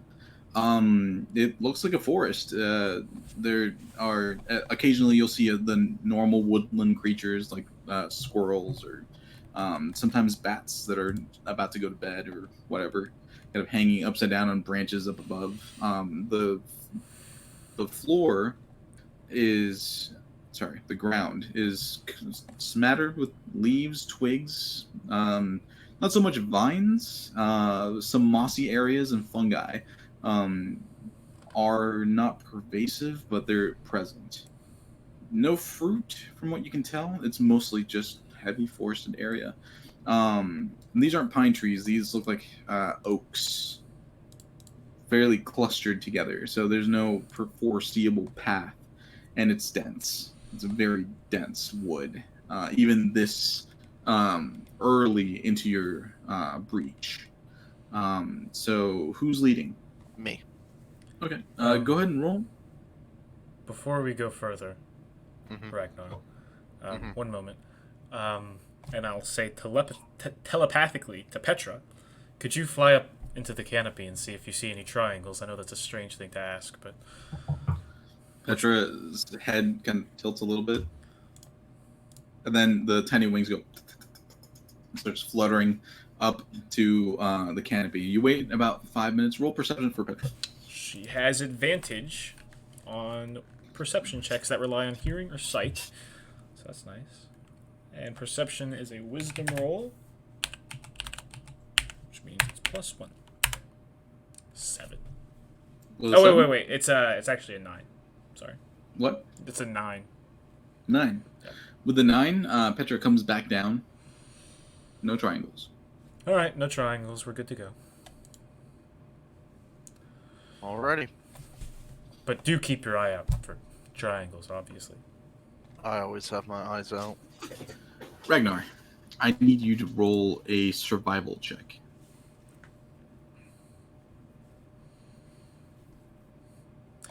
As Ragnar is leading the way, I'm gonna kind of like whenever he like moves the leaves and stuff that's on the forest floor aside or whatever, I'm gonna be looking for like tracks that aren't his. Okay, roll perception for me then. Sure. 25. With the 13, Ragnar, you start trying to find the areas that are least obscured by overbrush or rocks or trees, and you're doing pretty well navigating both of you through areas that isn't going to get you guys torn up. Tethrin, you're kind of following the steps that Ragnar is taking, but also taking stock of the area around you. You're looking at the ground and notice that the majority of it is fairly undisturbed. So instead, you start looking up at the canopy and notice that a lot of the branches are thick enough for someone to maybe like walk, maybe hop from branch to branch. And then you notice on a few of the branches there's scuff marks, like something was recently using them for traversal. Hey Ragnar, Yep. I think we're going about this the wrong way. How so?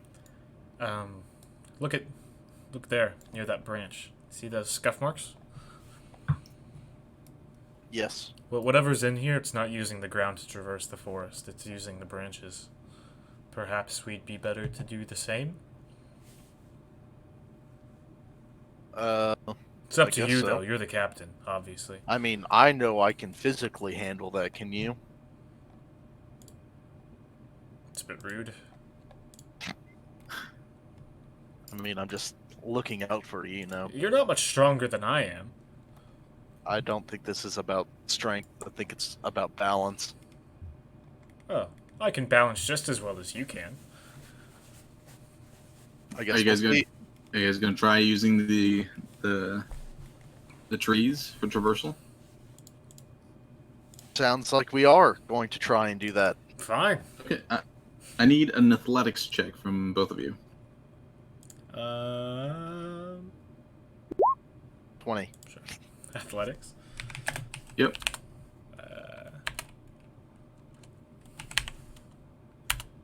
18. No, it's not bad.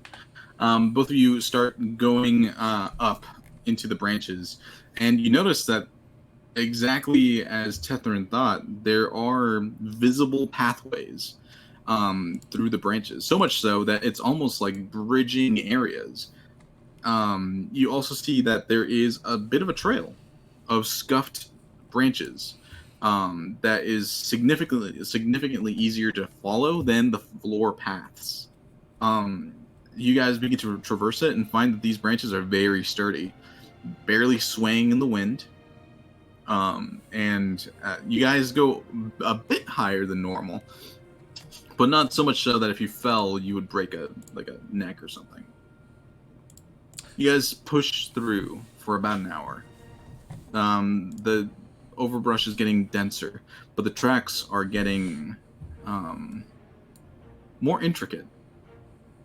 On more than one occasion, you found breaks and separations in the paths that go in different directions.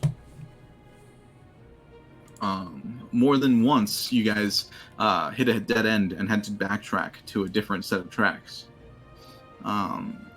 So after about 2 hours of traversal within the woods, following the branches and these strange like scuffs, you guys come upon an area that's just like a small clearing, but there's no discernible path, and it looks like it's about to be another dead end. But then you look down and you see another set of branches that head downwards to the small clearing area. You do see that there is some kind of animal that's prone on the side inside of this heavy grass area. You can't tell anything else from that. It's fairly obscured as you guys are still up in the branches.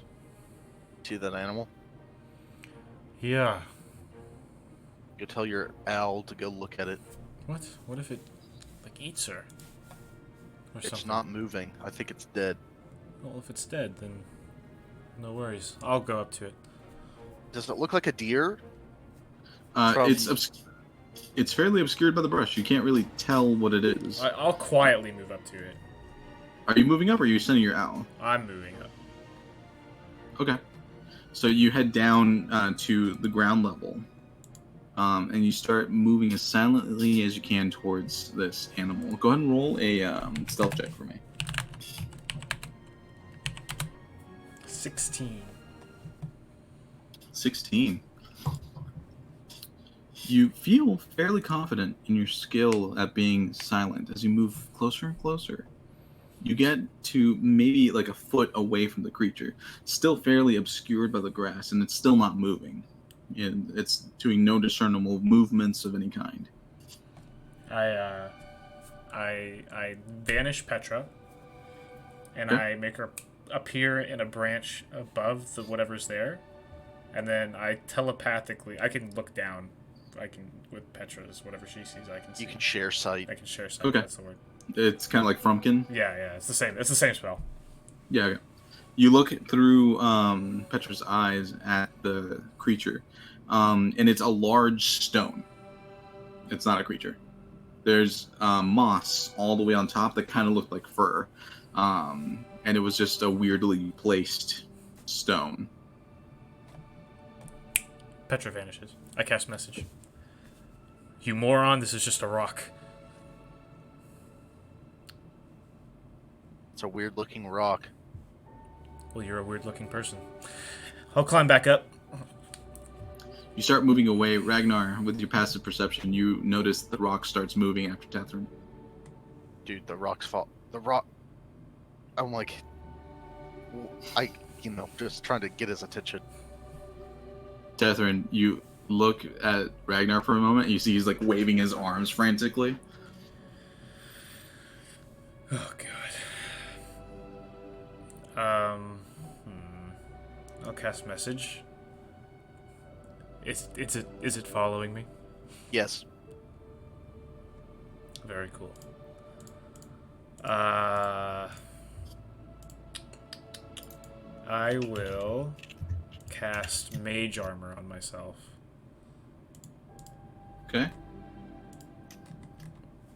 And then I'll continue to try and get up the tree. Does a 21 hit? Let me check. The answer's yes. Maybe not.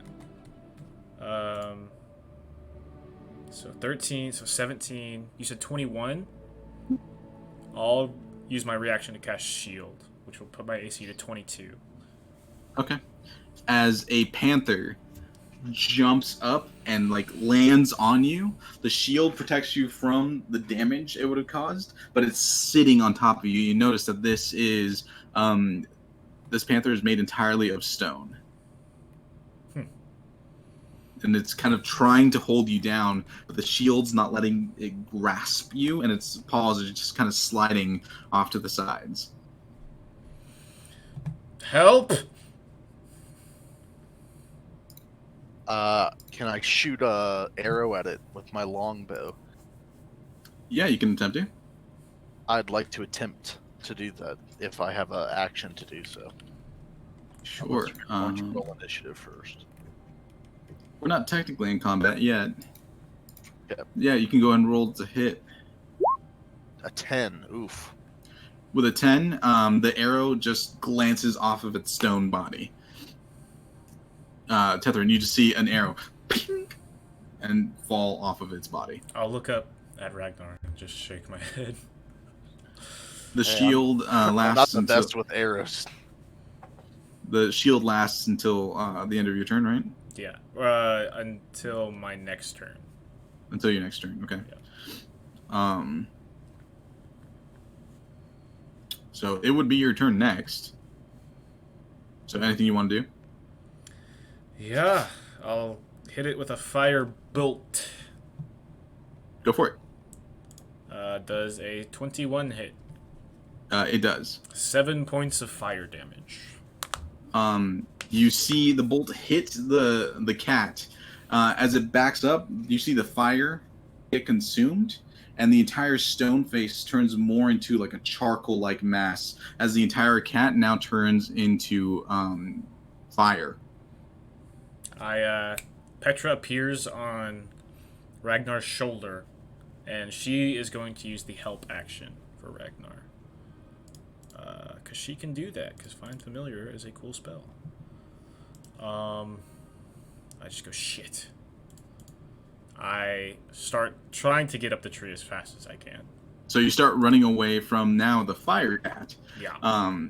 who is slowly igniting the forest around it. And then you hear Ragnar from over your shoulder. You hear a voice say, "Kin, that's enough." Where'd the voice... I want to turn to where the voice came from. The voice is like, there's a woman standing right next to you. She rolled a 25 on stealth. Your passive is 21. Damn it! I turn... The cat like turns playful almost, and then it kind of shakes and it turns back into an earthen elemental style cat. Who are you? I could ask you the same question. She eyeballs you up and down. What are you doing out in these woods? Hey, lady. You attacked me with your cat, and I don't feel too kindly about that. Well, I don't know who you are. I know who you are. Maybe. Is your name Atlana? By chance? Or Who are you two? We're looking for Atlana Vidi. Why? Because the leading stag asked us to. More like paid us, or is paying us to. I was asked by him. She removes the dagger from between Ragnar's rib cage. I removed my gun from... No, I'm just kidding. And she takes one step away. Sorry, fellas. Couldn't be too careful. She twirls the dagger and it vanishes in her hand. Are you Atlana? I am. You look at her. She's currently wearing like a full head garb. Only her eyes are currently exposed. She's wearing like heavy leathers with like camos of brown and green that hide her very well in this terrain. The way that she's dressed right now makes it really hard to see her. The only thing you can really make out is her bright red eyes. You know your friend's Casina Rosh and Elaine are worried about you. I couldn't leave the forest. And why is that? Is it because of the triangles? Yes. There's more to it than that, though. Yeah, like squares. Ours turned into a square. The cat next to you, Tethrin, growls. Easy, Kin. The cat kind of settles. You two could be just what I need. I'll cast a message to Ragnar. She means bait. She wants to use us as bait, Ragnar. And I'm already being used as bait for you, so I don't... Double bait? I don't know if I'm up for that. The cat is pushing up against you, Tethrin, and kind of like nudging you with its head. Scratch it. You start scratching its rocky neck area, and there's like moss there. Sorry, go ahead, Ragnar. Well, I'm contracted to take you out of the woods and return you to the leading stag, so... So what you're saying is you're basically stuck with me until I'm out of these woods, right? Well, I figured we'd just leave. Oh, that's Right. funny. Must be hard being stuck with somebody until they do a thing that they're trying to do. Must really suck. Just being held hostage like that, huh, Ragnar? I don't even look at him. Look, I just need to grab something and we can go. Grab what? It's something further in the forest. Something's been agitating the livestock and creatures in this area, as you may have noticed on your traversal. Or maybe not. Did you use the trees? We use the trees. Half the way. Yeah, you for a may- little bit. Then you may not have seen it. Everything here is, crazed. Angry. It's coming a little much, if I'm being honest. After But- she says that, does anything seem off about her? Because you said she had red glowing eyes. Roll, an investigation check. Trying to... I have 19 passive investigation, if that plays into it. But I can also just roll as well. 7. I'll give you the 19. The red eyes are lined around with deep red skin. Okay, what race is she? To you, you would probably recognize that she's a tiefling almost immediately, Okay. which is rare. Should I come up there, or do y'all want to come down? Stay down there, cat food. The cat is now like purring.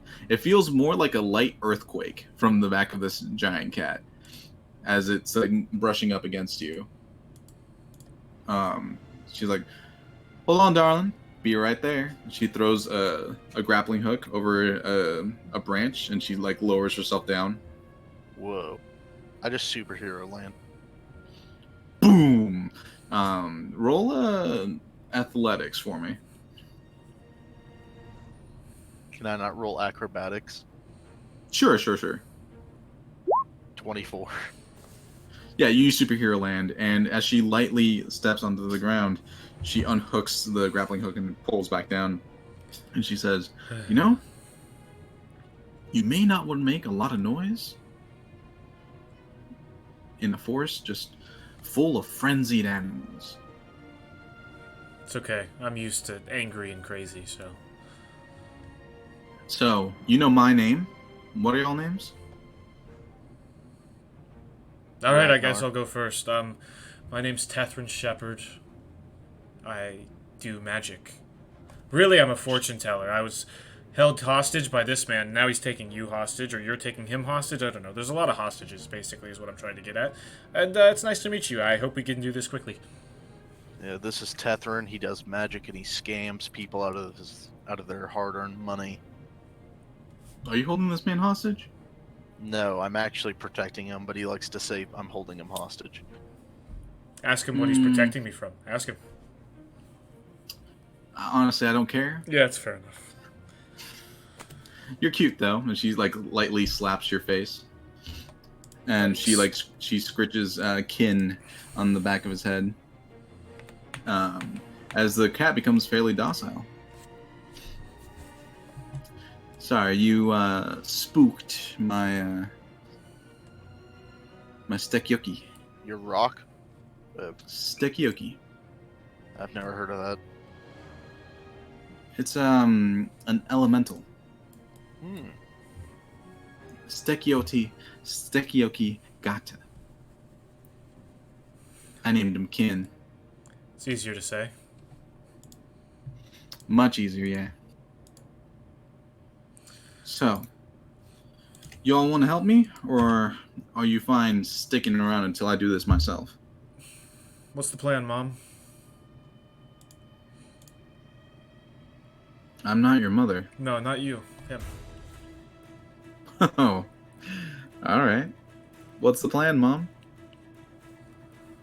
Seems like we get this artifact and we get out of this. What Oh, are I we never looking said there was for? an artifact. Yeah, what is it? I thought you said there was an artifact you needed to get further into the woods. There's something I need to get further in the woods. Is it a person? Mm, Is it a creature? yeah, I think it's just easier if you see it yourself.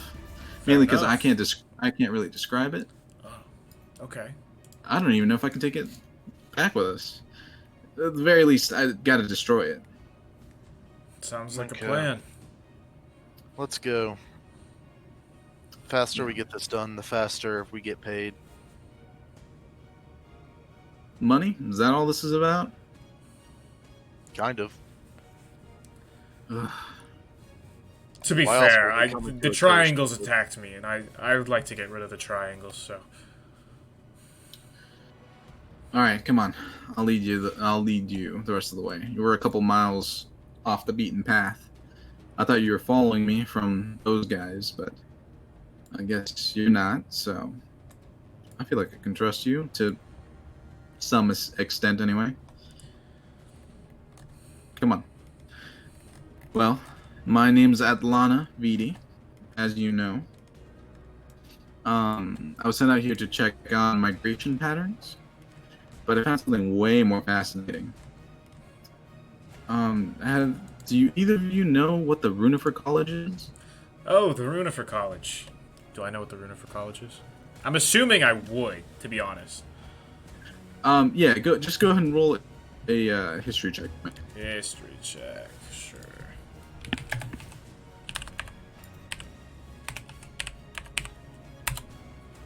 $27.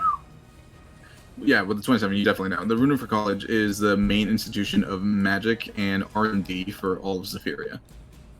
It's basically has a monopoly on all like advanced sciences and magics for the entire country.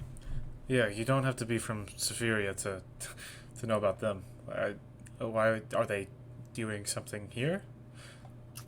They found something in the middle of the woods, Ah, I see. and they started digging it up, and now they're testing it, I suppose. All I know is it's not good. It's making everything really angry, and there's something evil down there. It's probably a very big triangle. Are you always like this? Henri? Yes. Kind of. He doesn't shut up. Well, somebody has to keep me company, because all Ragnar does is he sits there and he stares at things, and sometimes he stands up and then he stares at things, and he doesn't You pay guys me feel- any attention. He just keeps me captive here, and anyway. You guys feel a rumble in the earth. Sorry about that. 1 second, boys. Stay right here. Ken, give me a hand. Petra's gonna appear on her shoulder. The giant, the panther, pounces on her, and it morphs around her. It kind of melds with her armor, and she takes on like a weirdly different stance, and she begins to glide through the earth. Be back, boys. It's a cool trick. Does your owl do that? You have to wait and see.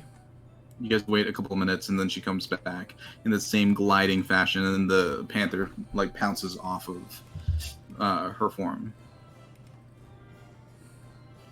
There's something large and hulking moving in that direction. I think it's a herd of owlbears. If we stay quiet, we should be fine. Can you all stay quiet? Like a All of you. mouse. Right. Low and slow. Come on. That rhymes. That's clever. I remember that She starts leading you guys through the path, and both of you roll stealth for me. Stealth. Natural 20. 21. Okay. As she leads you through this area, the panther vanishes. She pulls her bow from behind her, and an arrow just kind of knocks her getting ready. As she moves forward, you guys see a couple of hulking owlbears just walking past. They don't seem to notice you guys. You wait a few more moments. Their presence vanishes. She nods in you guys' direction. You start moving further in. As you kind of weave through the forest, she tells you a little bit more information.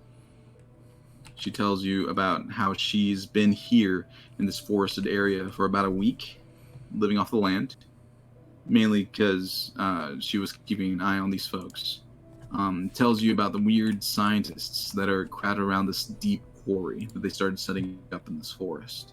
How every night they'll start messing with this object that's they unearthed in the middle of this quarry that has several steps to it that lead down to an open space. From what she gathers, the central object is barring them from an entrance of some kind.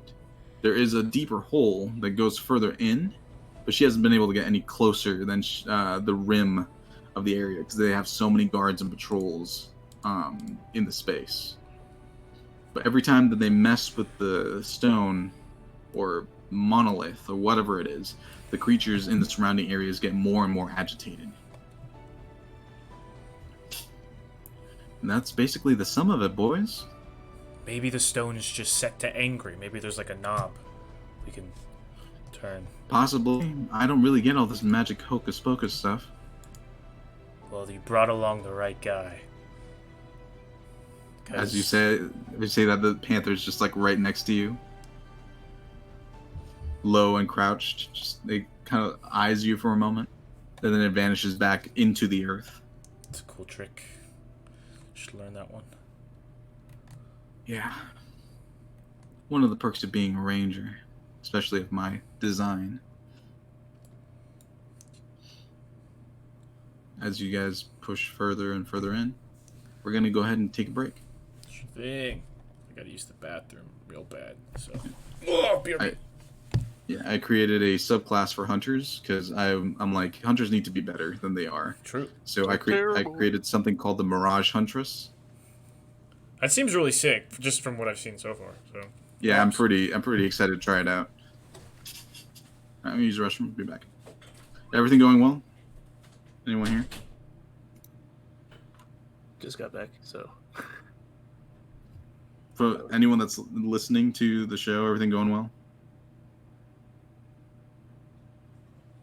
My 2 players left, so I don't know. Okay, I'll be back.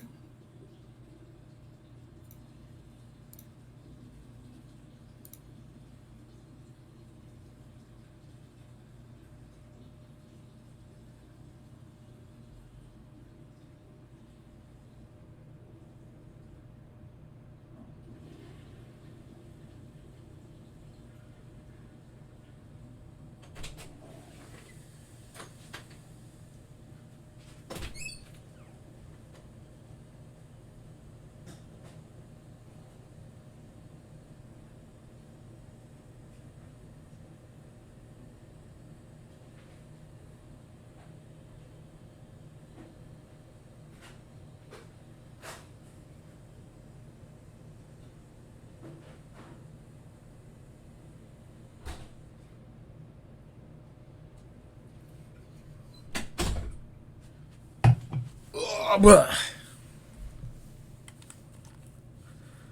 back. I'm back. Anybody? No?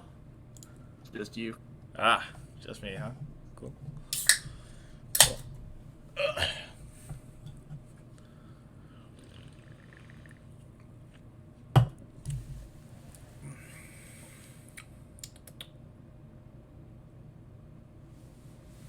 Just me, huh?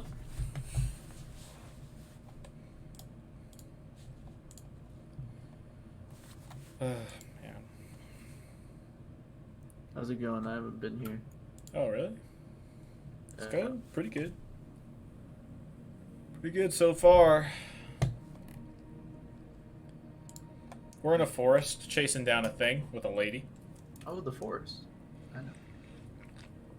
Yeah, You guys Blake doing got that excited right now? because he was finally invited to the forest, so. Did he tell you about that? Yeah.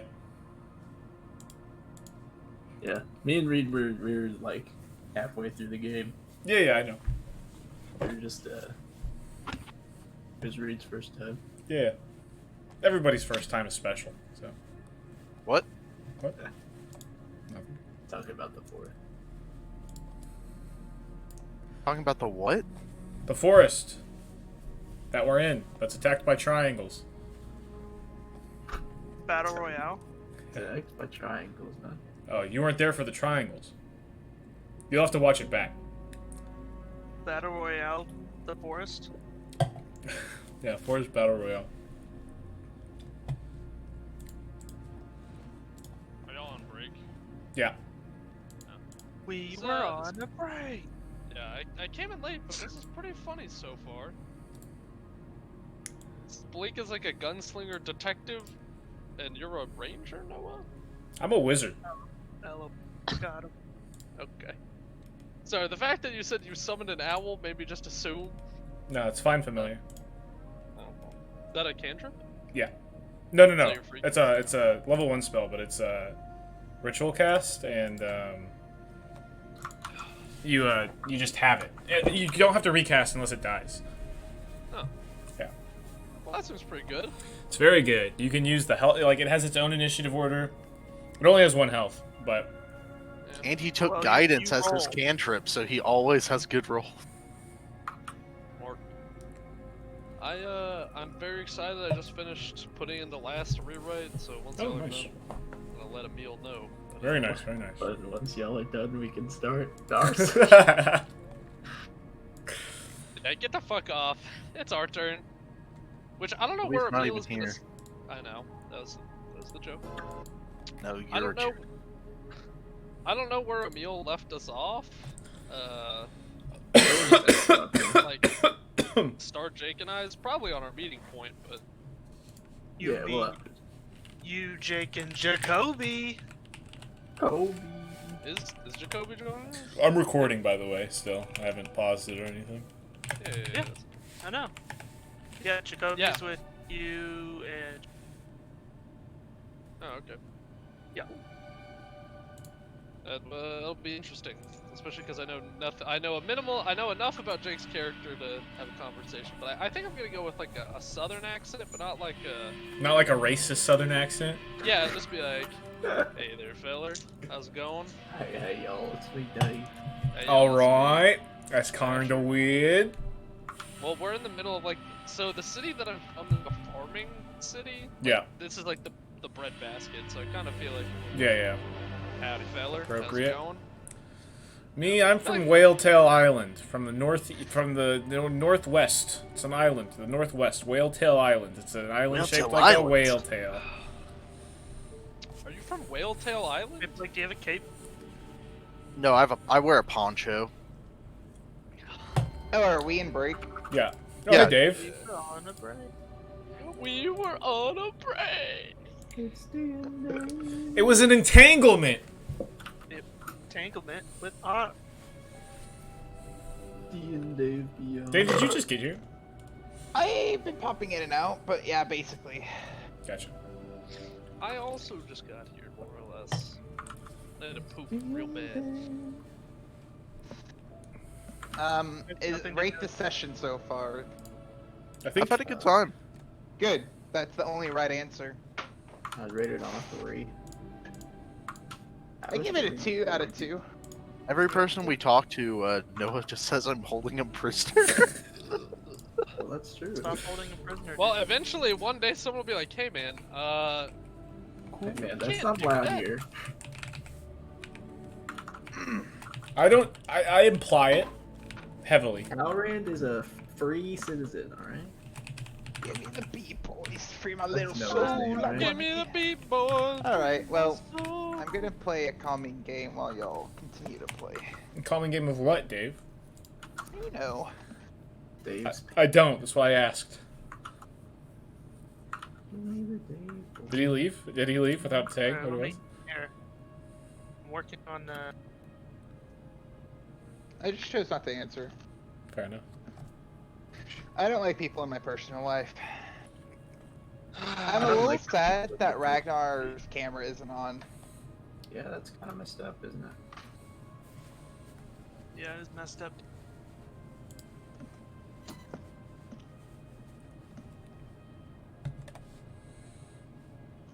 Risk of rain, by the way. If you're at risk of pain, if you don't... Heyo. Risk of Well, rain. I I'm unlocked working the on the- Artificer skin, and it was good.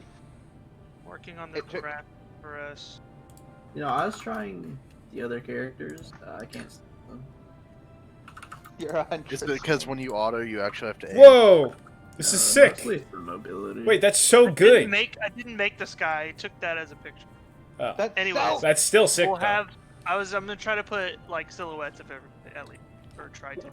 That's actually so. My That's silhouette is insane. copyrighted, so don't you dare. My But hey, has a heads up. giant- There should be a second moon. Oh, okay. The twin suns. Good to know.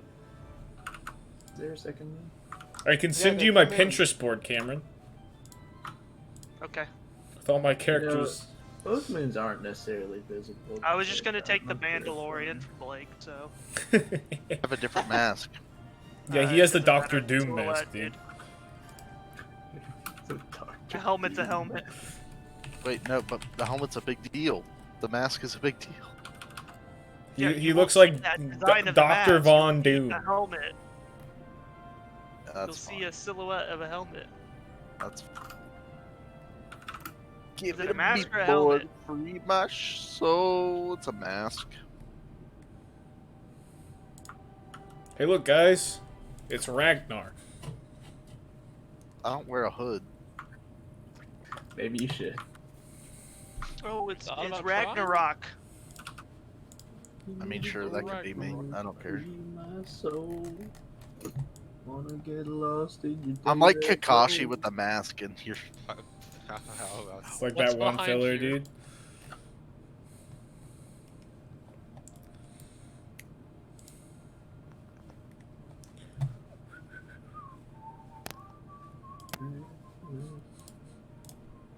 Mind doesn't matter.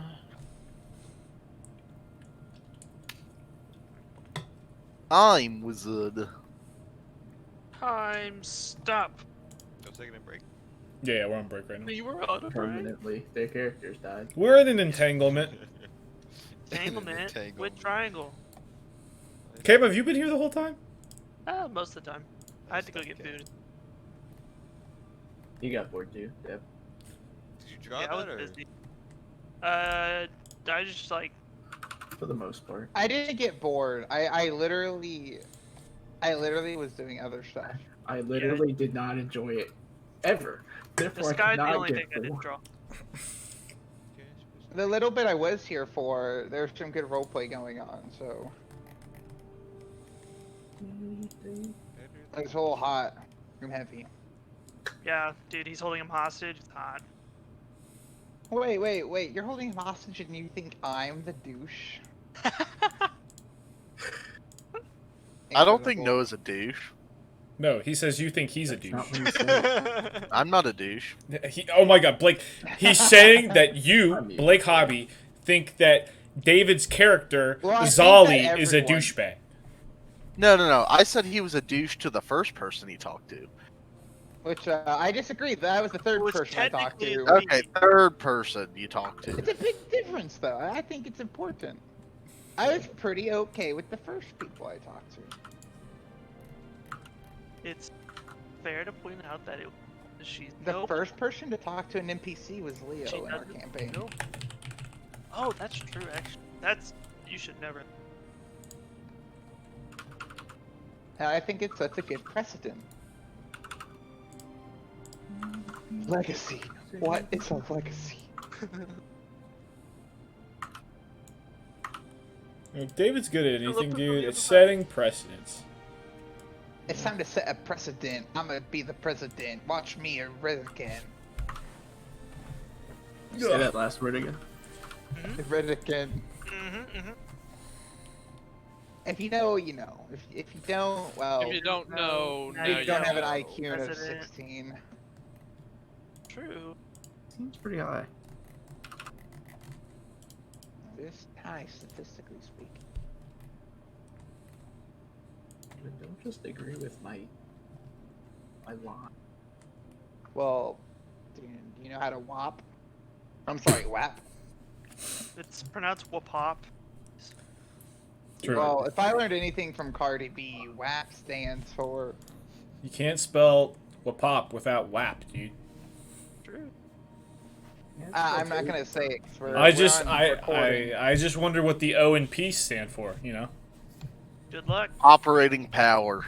When it had peak operating power. Hello.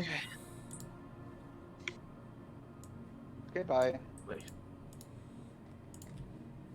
Someone had to leave, so. Yeah, I'll leave. Y'all start up. Y'all listen to what's happening now. You don't have to leave. If you want to watch, you could watch.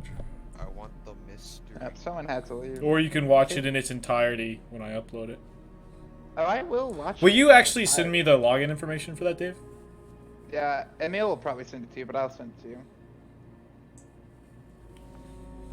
Thanks. Big You thank better add a yous. title card like I did. Okay, We're I'll, trying to be I'll hop in official. Windows Movie Maker, dude. It was shortcut, please. Sorry, dude. I think you could do that in YouTube now. Like, I think they have an editor to where you could add title You might cards be and able stuff. to. I just didn't want to, so. I also had to blur something and cut something. Yeah, see, I don't have to do any of that, so I'll probably just upload it as is. Well, that's just not being creative. Sorry, I don't feel I'm like... trying to keep it professional. The for issue, when we're big. if I go into a video editor to add even like a title card, right? I've got to render the whole thing, and it's like a Yeah. 4-hour video. Yeah, yeah, and I did that. So if you Yeah, want, you that can just send me seems- the video. I can't send you the video. It's too big. Hey, who's gonna be our Tiberius? Who are Make we it into gonna- just make it into a RAR and upload to the thing. I mean, I could do that, but even then, that Can seems you like a just lot of ship work. me a flash drive? Yeah, I'll I'll ship go you a to flash Xander. drive, dude. Do you want me to just send you the code so you can upload directly Yeah, to YouTube? that's what No, we're I doing. was I'm just going giving him to. a hard time. I'm giving him a hard time. That was the plan all along. Yeah, I can send out the key. I just didn't want to put it directly in the D&D chat. Yeah, no big deal. Yeah, because then Xander would have it. Yeah. Only the recorders can have access to it. So I accidentally timed my recording sessions between my two games wrong. So right now in my living room, all of my players from Kids on Bikes are here to record advertisements and stuff. Nice. In the message, I accidentally put for today instead of tomorrow. Mhm. So my brother's handling recording outside with all of my friends, and I'm staying here with you guys. Also, your friends. Friends, huh? Oh no, no, No. 100%. Merely No, let's acquaintances. not lie. You guys are 100% right. You've been entrapped. Or stranger.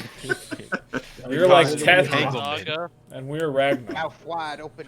Mouth wide open. Okay, Dave. We I'm don't... ready to go when y'all are. Okay, Also, Cam, I like that. That he looks great. he dipped, I think but yeah, yeah, left already. it does look great. Looks fantastic. Better than me. Is that Leo?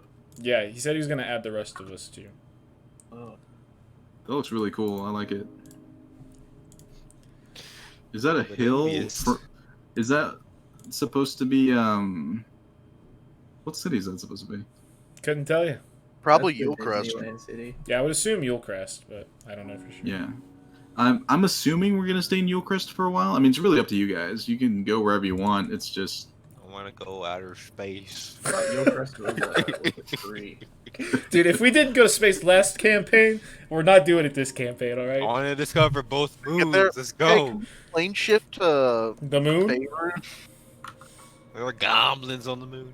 Is Faerun played? The moon is all goblins. Oh, goblins. Faerun is a plane, right? Yeah. Well, in this game. Oh, yeah, I don't know about in this campaign. It's up to No, you. Faerun is completely disconnected from this one. It's technically accessible because all D&D places are accessible. Right. But you know, it's one of the harder ones. Okay, so it is.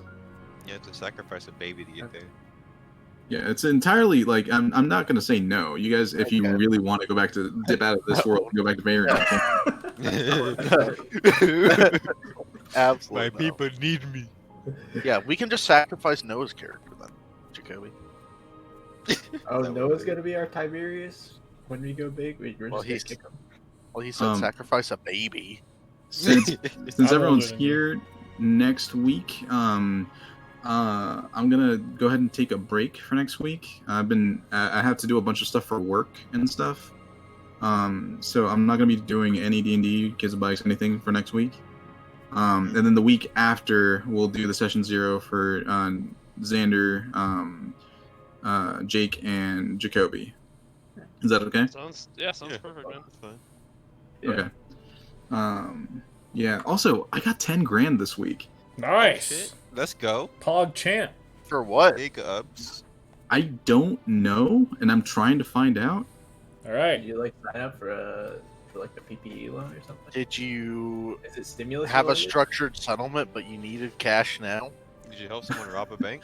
No, I'm pretty sure I know what it's from, but I'm still not 100%. I did a balance pull from my 401k Hmm. because it was free to do that without any penalties. And my 401k sucked, the plan that I had. So my whole plan was to put it into another 401k. Hmm. I should probably do that. Are you sure it's not the YouTube video episode session 0 of Morank'Tur? We blew up, boys. That's gotta be what it is. Pretty sure. I mean, I haven't checked. Oh shoot, 30 million. Yep, I knew it, guys. I told you. It's all because you asked if you could stay in the balls, dude. Yeah. have a structured settlement, but I I need literally cash thought that's now. what it was. King of comedy. At least. Oh man. I thought it was King or Ball.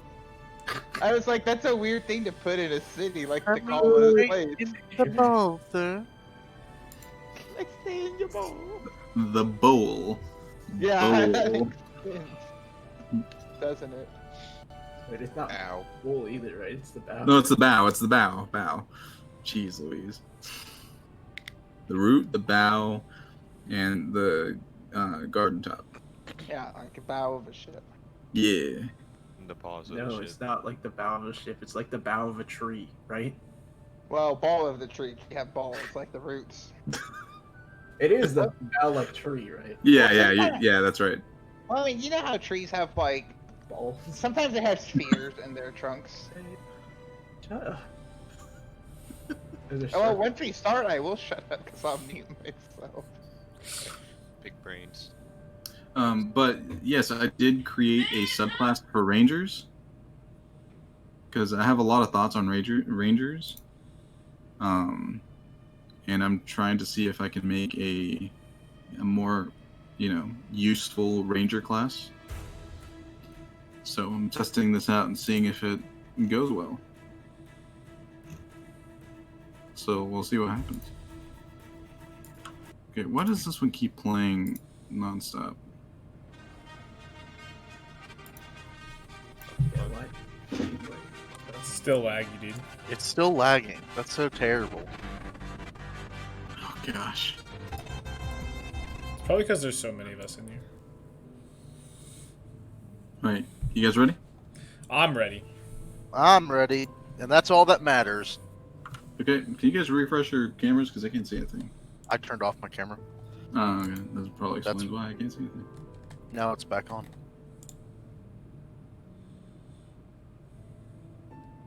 I can see Emil. I cannot see Blake.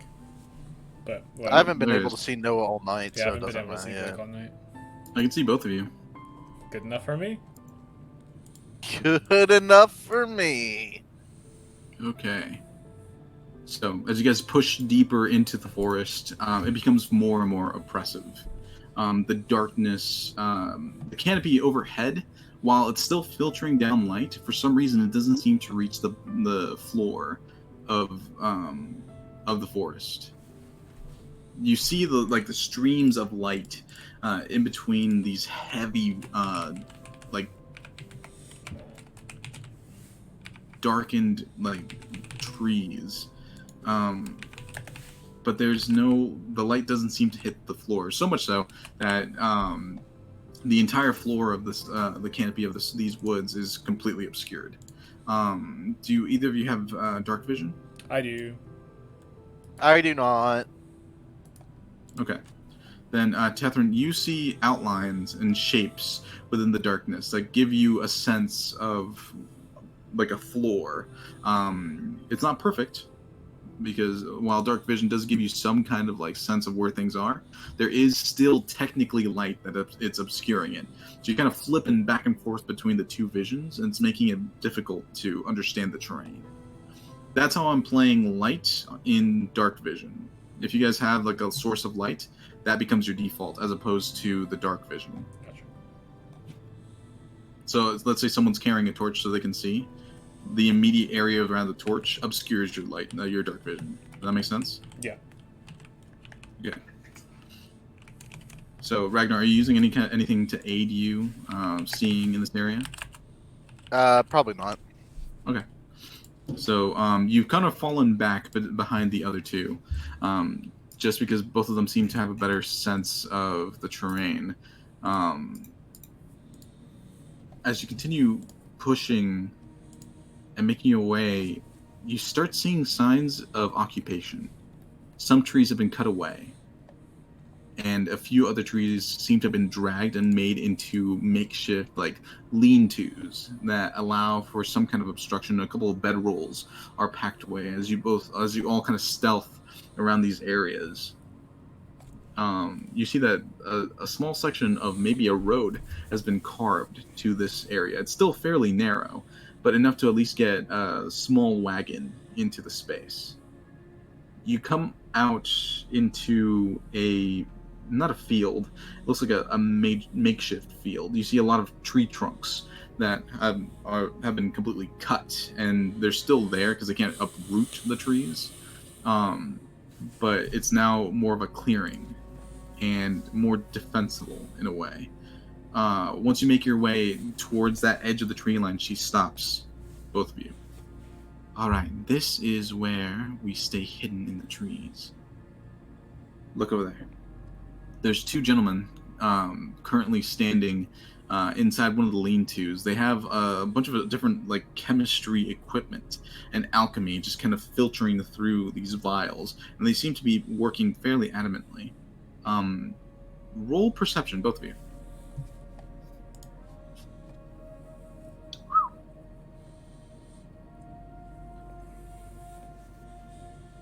With a 24, Tethrin, you look around the space, while Ragnar, you're looking at the alchemy set. You notice the different compounds and components going into this, and a few of them you don't recognize, which is rare for you. It makes you very curious as to what they're doing over there. Well, you're laser focused in this strange alchemy and chemistry that they're working on. Tethrin, you look around the rest of the camp. There's no one in the camp. It's just them. There's nobody else here. What are you talking about? There's 30 full. She looks around too. Oh shoot. How did I miss this? Well, you had to deal with a couple of idiots tracking you down. If we're gonna strike, perhaps now's the best time. Strike. I don't want their stuff. Well, What I want is over there. And she points a little bit further down, and there seems to be like a dip in the like small valley in the area. Ragnar, you need anything, or you good to go? Do you see that alchemy set over there? Mm-hmm. There's a couple things over there I'm not familiar with. I want to check it out. Do we need to take care of those weird sciencey fellows? Sure, it can't be that hard. Weird sciencey fellows aren't typically very tough. Nah, I think Kent can take care of them. Can't you, Kent? And she scratches them beneath the chin, and then she flourishes her fingers, and you see the rock kind of tear away from its form, and the entire cat turns into a liquid water. Still like brackish and kind of filled with bits of mud, but now it's just a feline form and completely made of like some kind of water substance. Go get him. The cat melds into the ground, and the puddle starts moving its way over to the two. I love my cat. It's a cool trick. I'm gonna roll something real quick.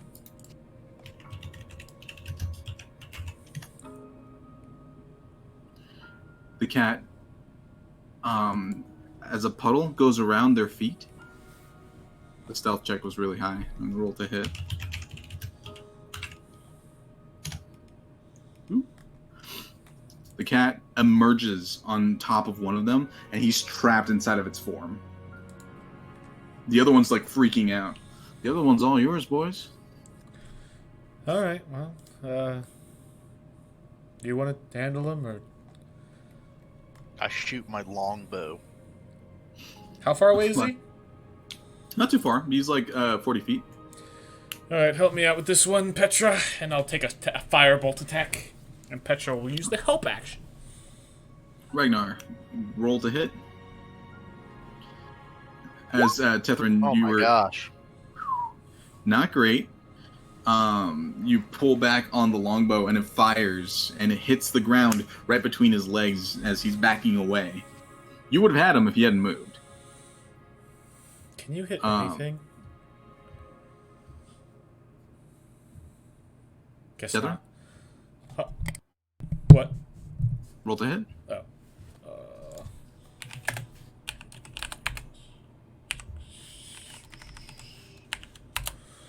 23.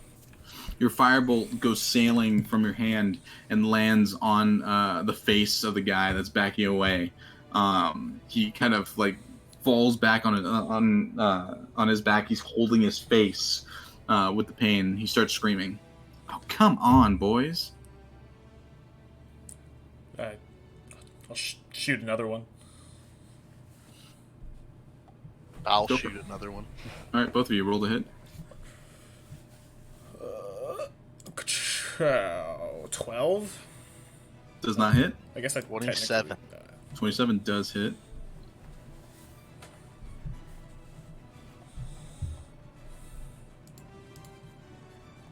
We'll go ahead and roll damage on that 27. Oh, I thought it was rolling.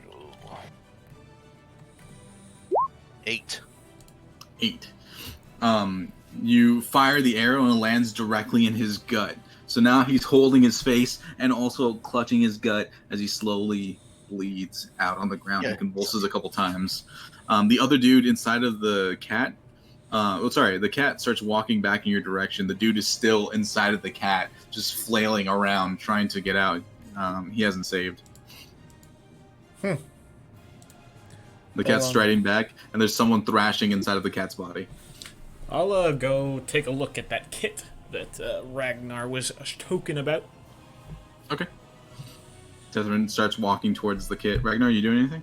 Yeah, I would like to go as well. Okay. Both of you move over to the lean-to as the man slowly suffocates inside of the cat. The kit itself is it's just a normal chemistry kit, but it's the ingredients that have you transfix Ragnar, because one of them is a strange weed-like thing that grows to about this long, maybe 3 inches or so. And it has weirdly fanned leaves that have striations of violet on the interior that you have seen before. The strange chemistry system starts dripping a strange green liquid on top of a plate that has odd arcane insignia around it. Almost prepared transmutation of some kind. This is the same liquid I encountered back in the Twin City, right?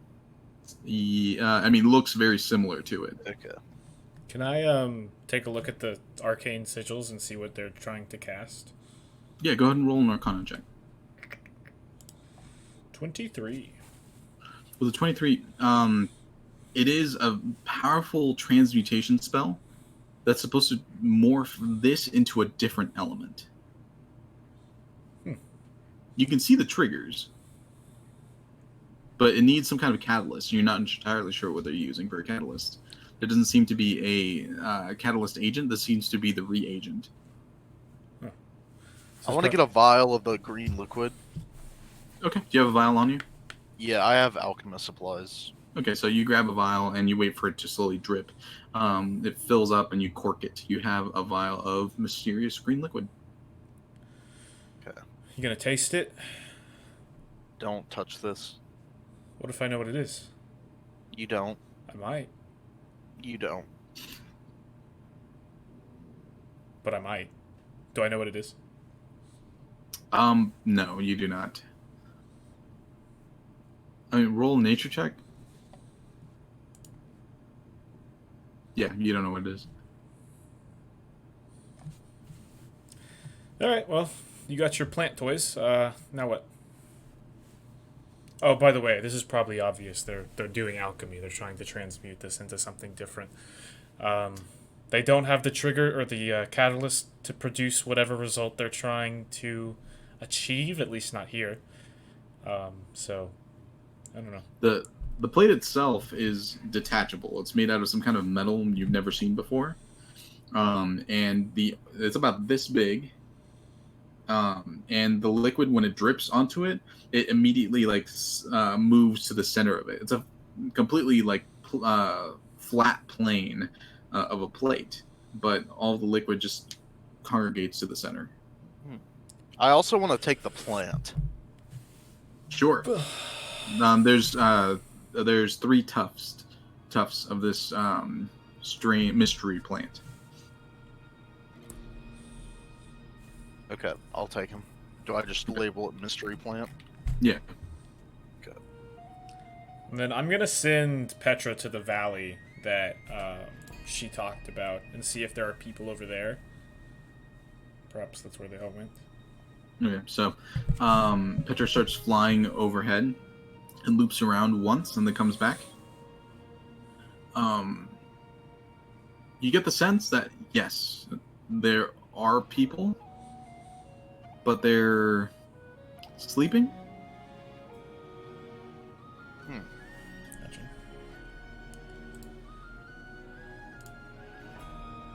Why are they sleeping when it's daytime? It's been a few hours now. You're pushing towards the evening at this point. Well, I could just be getting ready for bed, but that's the perfect time for us, right, guys? Shall we? Yeah, we shall.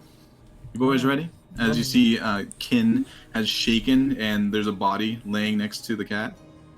She kind of scratches his chin again, and rocks from the earth immediately around it just kind of congregate around the cat, and it turns back to its earthen form. Cool trick. Gonna be more conservative with those. I know what you mean. Don't have much magic left in me, so... Anyway, let's get a move on. Yeah.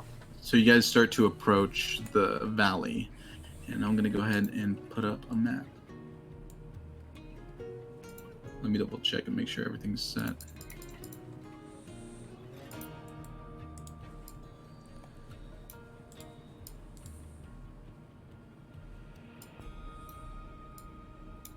Oh, I don't have a cat token. I'll figure that out.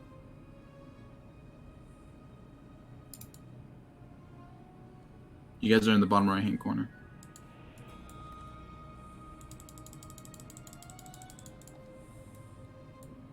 So you crest this space and you see some kind of quarry that's been dug out of the space.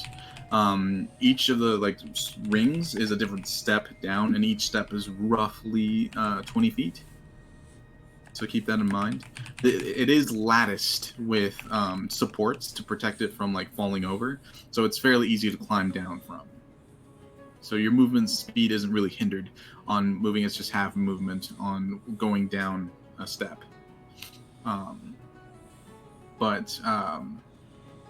So the black lines are walls. Gotcha. The entire thing kind of dips very far down, and littered throughout are just bodies. I don't think they're sleeping.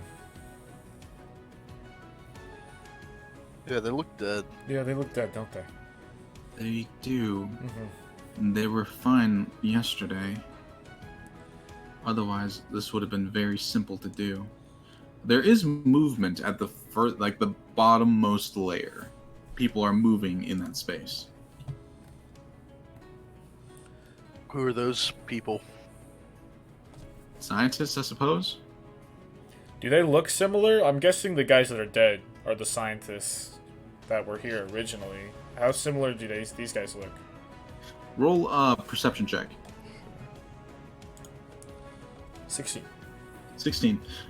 The guys that are laying on the ground have clear insignias of the Runifer College. The Runifer College itself being I think it's a golden flame with a single wing on one side. The furthest ring down, it looks like people in coats, like the heavy white coats that everyone else seems to be wearing, but you can't really make out much more detail than that from all the way up here. You'd have to get closer. I'm not sure those men are with the scientists, guys. I think I agree with you. Been doing a lot of that. That can only mean one thing. This is about to get very shitty. So are we moving down, or what do you boys think? Well, you're the one with the cat that can kill everybody here. I'll listen to you. My cat can only do so much. Yeah, maybe we should go talk, see what these guys are up to. Because maybe the scientists were the bad guys. They could both be the bad guys. Well, we don't know unless we ask. It's a strange thing to think. But whatever, I'm down. So, who's going down first? Are you going to let Atlana go first, or do you guys want to move? Ragnar, you're the leader. Go ahead. Go first. I'll follow you.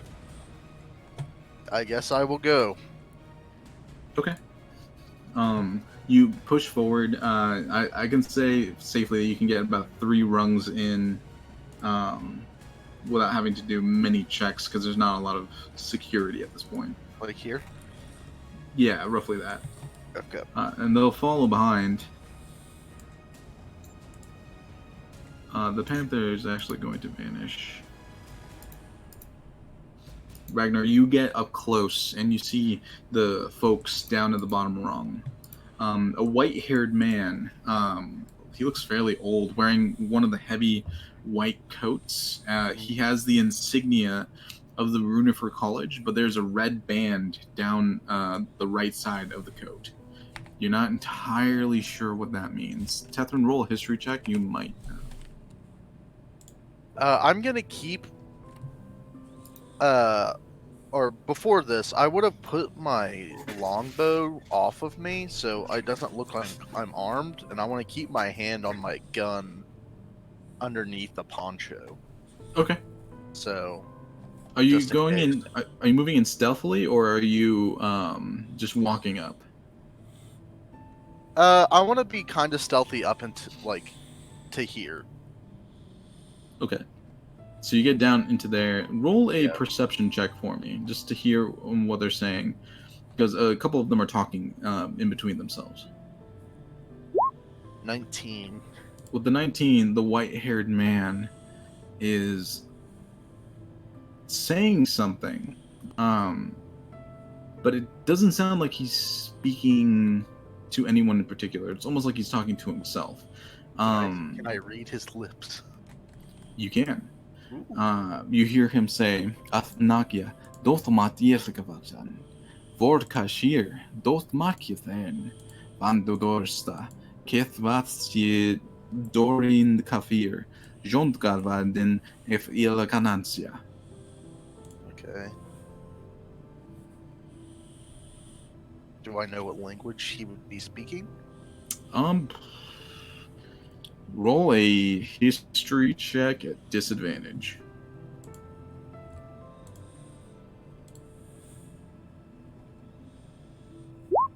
Five. Nope. Can you get some kind of language? I don't know what it is. How many languages do you know? 2. Very helpful. How many do you know, smartass? 3. Touche. There you go. What do we do? I will unstealthily approach here. Okay. You gotta stand up and just strut forward and stand in place. There is a human person standing next to the white-coated man, which I... Can you guys see that name? Yeah. Professor Ankfor. Oh yeah, you shouldn't be able to see that, but that's okay. Next to Professor Ankfor, there is a man that hasn't stopped vibrating since you have approached the area. He's been like going like this. Peculiar. Would I recognize that as bouncing. anything?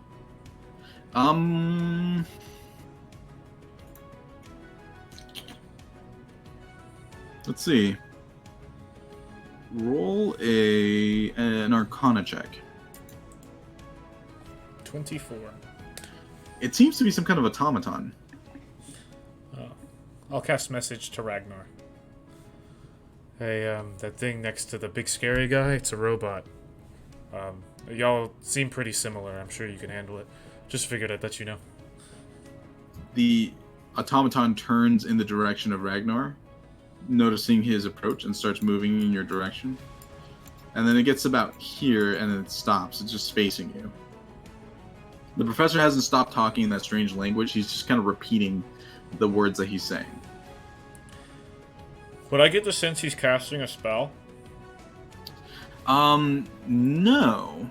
There is no arcane energy flowing at the moment. He's just repeating these words. I guess, hello there.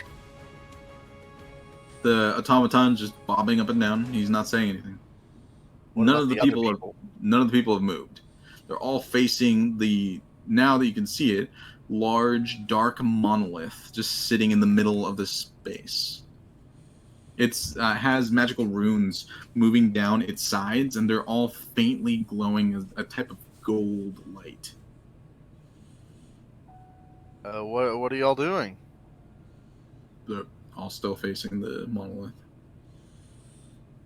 You see the automaton raise a hand. The hand moves off to the side, and a little flag comes out, and it unfurls. It's it's like a white flag, and it starts waving it.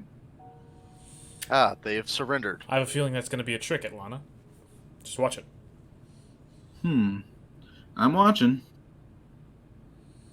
I guess I'll go in. You hop down the last space, and you move up. Are you moving up to the automaton, or? Sure. Okay, actually, he's going to meet you about here. I extend my robot arm, or my metallic arm. It looks down at your metallic arm, kind of confused, and then it turns, and it points to this person right here. Huh. And it keeps pointing at them, and it keeps waving the white flag. Okay.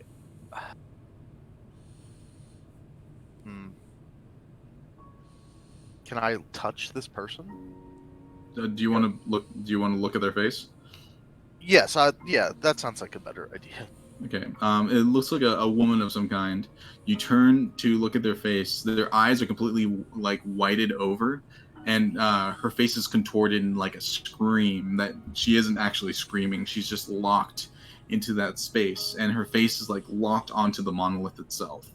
Her hair seems to be flowing at a dilated speed. Okay. I'll cast a message to Ragnar. What's going on down there? This person is making that same face you described Rindy the cart driver would be making. But she's not breaking contact with the black monolith thing in the middle. Just give her a good whack to the head. Okay, I'll trust you. I'll Alright. give her a good whack to the head. Roll the hit.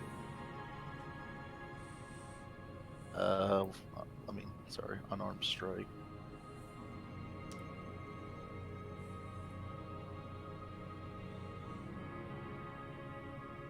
Seven. 7. That hits. They are not wearing armor. And at this point, they have a very low constitution. So go ahead and roll damage for me. It's just 2. Okay. As you kind of like go for a slap, the moment you make contact with the face, the portion of skin that was that made contact with your fingers just like turns into like a pussy goop, and it slides off of their face, revealing just like the teeth and inner jaw. Oh god. Oh god. I only use my metal hand, by the way, so I'll just like wipe it on my pants. Okay. The person is still contorted. Now the jaw's slightly slack, looking at this monolith. I'll look at the automaton. Be like, what was that? The automaton like faces you, and it waves the white flag. You have a very high passive perception. You notice that there's writing on the flag. Flag say. It stops, and the flag kind of calms down. It says "Help." Okay. I'll message Can I Ragnar. go and what? Can I walk closer? Does anything start happening to me, or? As you walk closer, you feel like a strange vibration in the air, almost, as everything seems to kind of tickle is the best word I can use to describe it. There's a weird magnetism to everything. It's not like pulling you in like an actual magnet. It's just the air itself feels thick. As you continue to move forward, you start looking at the monolith, and those runes keep catching your eye. You're not entirely sure why, but it's becoming hard to look away. Tethrin. Yeah. As Ragnar is moving in closer, you notice that he's moving slower and slower. Shit. Hey, buddy, can you hear me? You okay? Ragnar, you hear, "Hey, buddy, can you hear me? You okay?" Yeah, something's really wrong with these people. Tethrin, you hear, "Yeah. Something's really wrong Hey, Atlana? with these people." Hey, Atlana, I think the spire's messing with how quickly time moves within this area, so we should deal with that post-haste, would be my recommendation. What do you mean? Ragnar is moving much slower than we are. Metaphysically speaking, I suppose. Obviously, you can see him right there. Is his movement actually slowing down as he's walking towards it? Yeah, it's becoming very floaty and much slower than normal. Yeah, so he thinks he's moving normal speed. Obviously, we can tell he's dumb. He's obviously not moving normal speed. He's moving very slowly because there's an aura being given off. I don't know if it's by that man who's mumbling or by the spire itself, but Something. We're gonna have to do something about this. So. Ragnar, from still walking towards the professor, who's now that you're getting closer to him, you're hearing the words more clearly. It is he's rapidly saying a series of, it sounds like a chant or some kind of like it's definitely arcane in nature, but you're not entirely sure what it is. But he's rapidly just saying this as quickly as he can. His eyes are currently closed, so I'm going to put you right next to him. Okay. Am I self-aware that I'm not moving at the speed I think I am? You've looked up at Tethrin just at the corner of your eyes, and you notice that he's moving incredibly fast. And the sun is setting much quicker than it was before. Can I shove the professor? Instead of real time, it's now like it's now going about Animal Crossing speed. Okay. Yeah, I want to shove the professor. Okay. And like the action shove, so I want to push him prone. Okay. Just for my own sake, go ahead and roll an athletics check for me. Okay.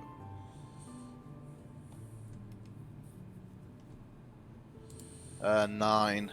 Yeah, he's fairly feeble. You push him, his eyes shoot open, surprised by someone being so close to him, and he falls to the ground. I need you, Ragnar, to roll a wisdom saving throw. Tethrin, I need you to roll a wisdom saving throw.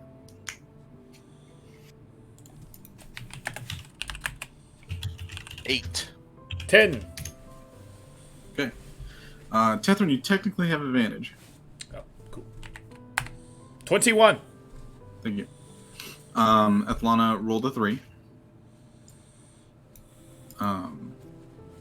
As the professor's concentration has been broken, he turns to you, Ragnar, and is like, "Wait, no!" As the monolith begins to vibrate violently, and this energy just kind of starts pulsing out of it. Tethrin, you notice this energy is very familiar to you. It's some kind of chronometric magic that is becoming asynchronous with the rest of the world. Shit. And you see from the ripples of energy that's surmounting everything, these strange golden triangles begin to emerge into the space. It is now nighttime. Can I try and control it? You'd have to get closer. Shit. Yeah, let's try it. As I'm walking down, I'll message Ragnar. I'll be like, make sure that professor doesn't get to me, please. And I'll say the same thing to Atlana. And I'll move here and come down this way. Young man, what are you doing here? Why did you stop me? Because you looked like a shitter from a distance. And then I'll go in for whatever. The professor's talking to Ragnar. Oh, okay. You're still too far away to hear the conversation. Fair enough. Can I speak? Yeah, you can. Both of you are within the same space, so your time is going at the same rate. Because you're mumbling incoherently, and all these people are frozen in time. I was crafting a ward. I was slowing it down. Well, how am I supposed to know that? That's a good point. We need to stop that thing. How did you get past the crawlers? What crawlers? The time beasts. What time beasts? Oh, that's not good.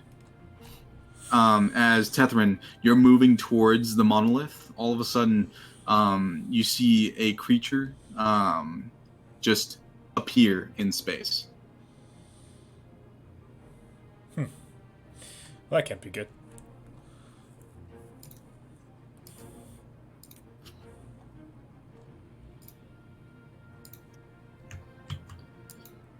A single gelatinous eye in its middle It has small feeler-like hands and a very big, like spiny back that kind of crackles with some kind of energy.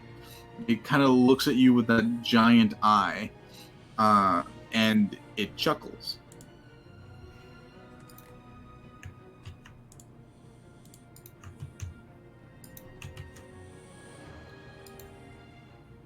And then you hear the professor say, "Those time beasts."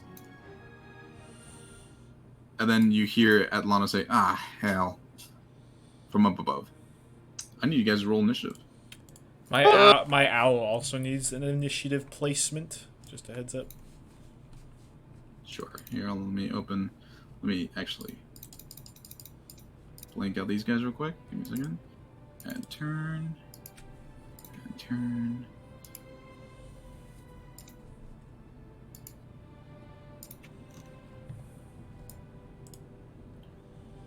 Where did I put that panther? Oh, there you are.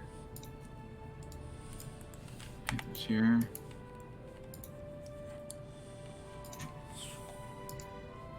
Turn. I'll give this dude a turn. I'll give the professor a turn. And I'll give the time beasts a turn. Okay.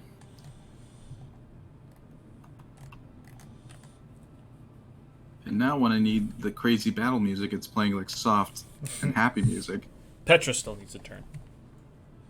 Bum Oh, bum thank bum bum bum bum bum bum bum bum bum bum bum bum bum bum bum.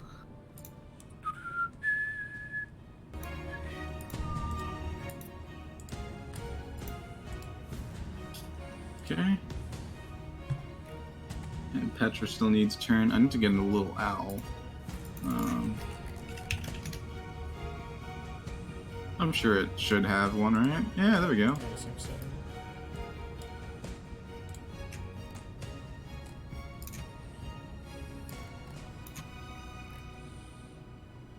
Is it with you, or did you put it somewhere else? It should be with me at the moment. Yeah. Okay, I'm gonna put it in the adjacent cube. Yeah, I'll put it that here. works. And she has I have a lot. 21 initiative. Jeez, really? Well, she rolled a 20. Plus 1. Oh, okay. Yeah. Alright, let me roll for everyone else. Give me a second.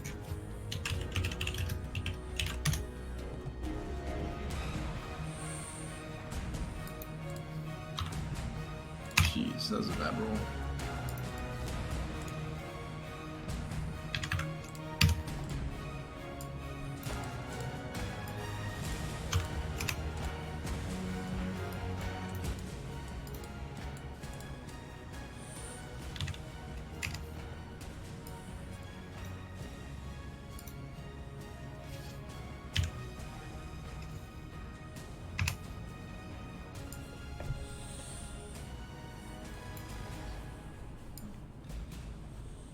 Okay. Top of the round. The owl goes. Nice. So she has 60 feet of flying movement, and she has an ability called Flyby, which means she does not provoke opportunity attacks. She's going to fly to Ragnar and use the help action. Okay, so what does help action do? The help Gives me action advantage. gives him advantage on his attack. Thank you. Okay, and that's its turn. Tethrin, you're up. There's one right next to me. I will... God, it's too close. I'm going to use Magic Missile on it, Okay, which is just... It automatically hits. correct. So here we go. Damage. For Oh, wow. 14 damage. Not bad.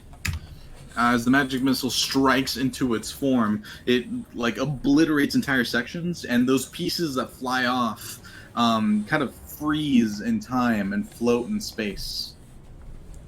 It's barely standing. I do not believe that I have a bonus action, so that is my turn. Okay, Lana's turn. She is going to move here.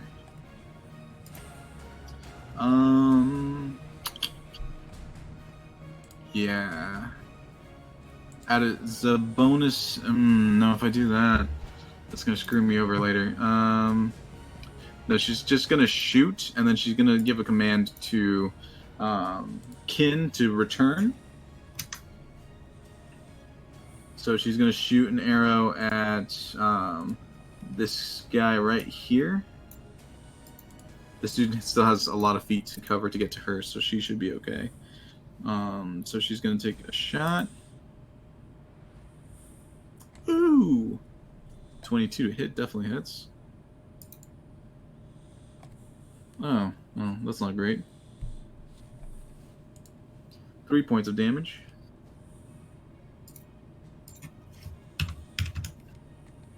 As the arrow sails from up above and strikes into its form. And she's gonna... Bonus action, she's going to change the type of elemental that her cat is from earthen to fire. And I think that's the last transformation she has. So she's switching the cat to flame. So I'm going to go ahead and just set it to fire. Okay. That's her turn. Professor's turn. He's going to look at the two just the time beasts and turn to you, Ragnar, and say, "The monolith. I don't know how to destroy it. I don't know how to stop it. But we have to try something.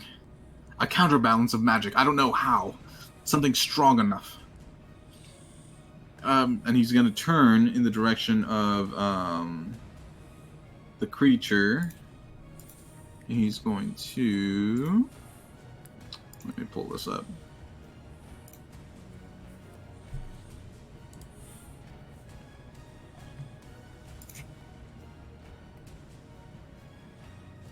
Sorry.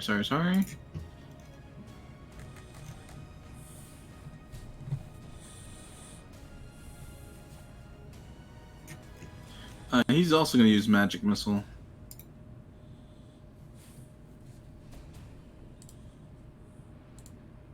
Hold up.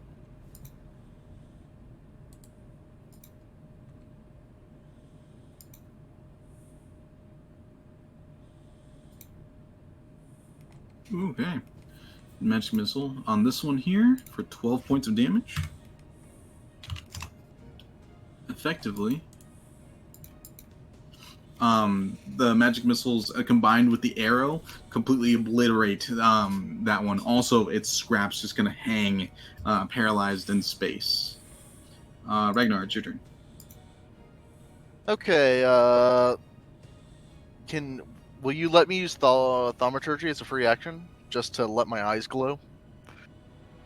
Yeah, sure, why not? Cool. So as we begin fighting, I'll power on, and my eyes will start glowing red. And then I will shoot this one With the gun? with my gun as I whip it out. As the poncho kind of spreads open, and he points what kind of gun is that? That's the Algren, right? Yeah. That's a 25 to hit. Definitely hits. Roll damage. Tethrin, you hear like a displaced echo of a blast echo out from the gun. The gun itself kind of revs for a moment before he even pulls the trigger, almost like it's charging. And when it blasts out, it's just a streak of white light that hits the time beast, 5 points of damage. Yep. It kind of hits the arm, and the hand just blows off entirely. And that's my turn. Okay. Next up is this dude over here. He's going to move 5, 10, 15, 20 feet to about there. And he's going to use his protection action next to the professor. That's all he's going to do. The panther is going to move its full movement. 10, 15, 25, 30, 35, 40, 45, 50, right here, and turn. The panther is now completely ablaze, as it is in its fire form. And it's going to hold its action for when the monster appears over the ledge. Okay, now it's the Time Beast's turn. I know it says Nothic there, but it's definitely a Time Beast, not a Nothic. This one is going to move here, and this one, 5, 10, 15, gets about there. This one's going to get just over the edge there. Alright, so this one is going to attack you, Tethrin. Yep. And this one is going to start... actually, no, this one's going to... It was over here, right? 10, 15, 20 there. Yeah, so this one's going to attack you, Tethrin. Where is my... There we go.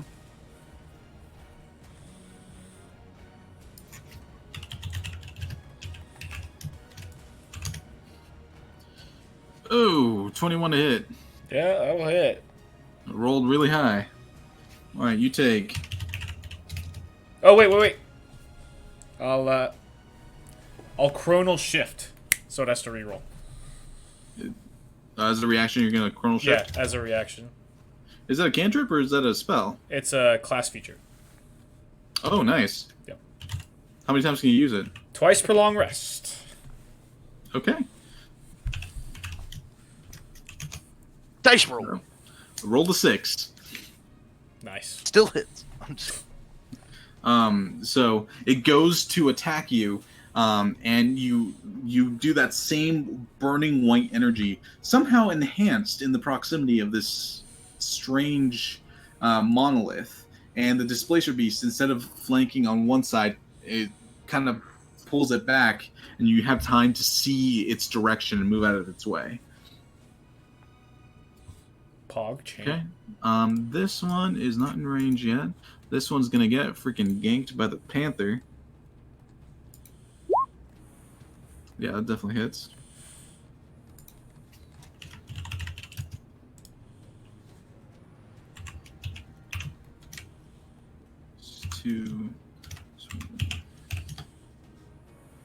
Yeah. The Panther's gonna deal 8 points of damage.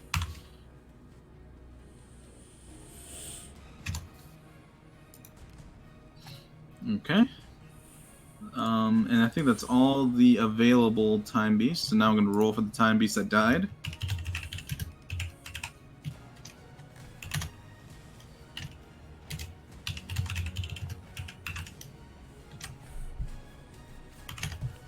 Okay. This one has found a suitable route in which it did not die. And it vanishes from the space that it's in. And one of the glowing triangles winks out of space, and the Time Beast appears in its place.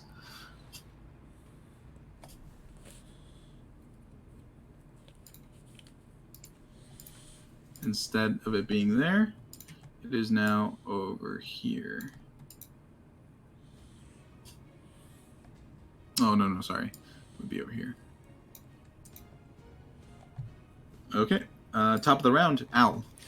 She's going to fly back to me and use the help action on me. Okay. Will do. Tethrin, your turn. I will attack the one in front of me with a fire bolt. Does... Oh, wait, I have advantage. 8 hit? 21. 21. That makes more sense. Yeah. 21 definitely hits. Roll damage. Only 1 damage. I already rolled it. 1 Okay. fire damage.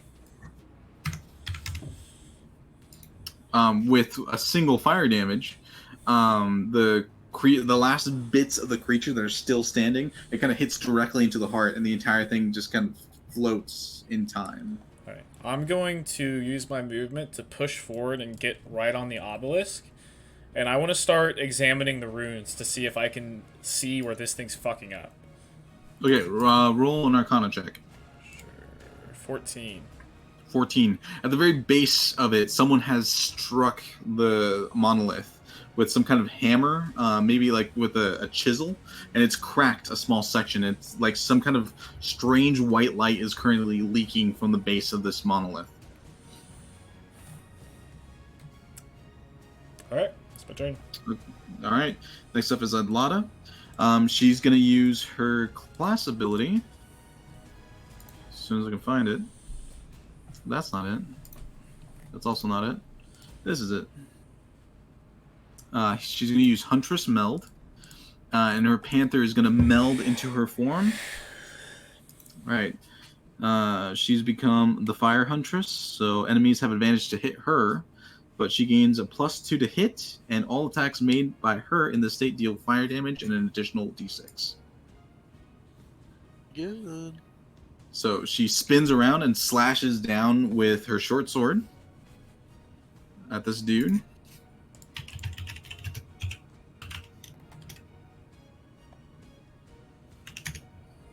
Definitely hits.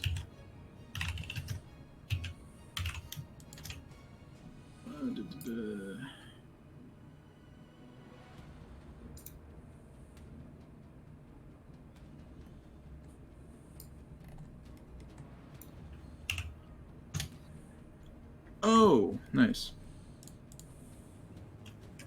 Alright, so 13 points of damage as the blade cuts down onto the Time Beast. The entire thing just erupts into fire and is incinerated, the bits just floating in space.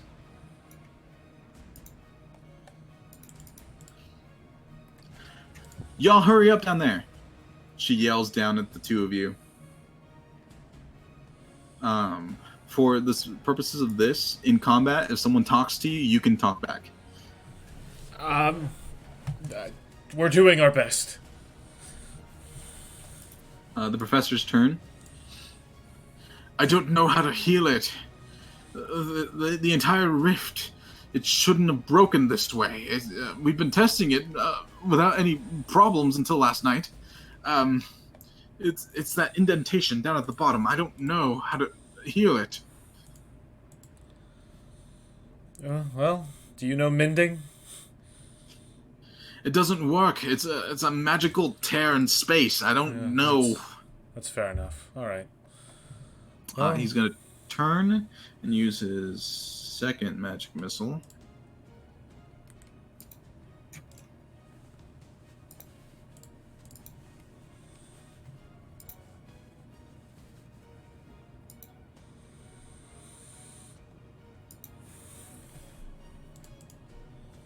Alright, 13 points on this dude here, and then he's definitely out of commission for now. Alright, next up is Ragnar.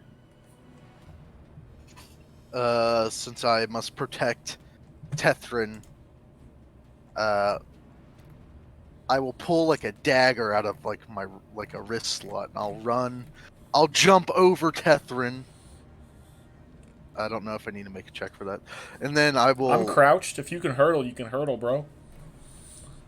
I'll somersault over you. It's more badass. Dolphin dive. And then I'll throw myself at this Time Beast and stab it with a dagger. Alright, roll the hit.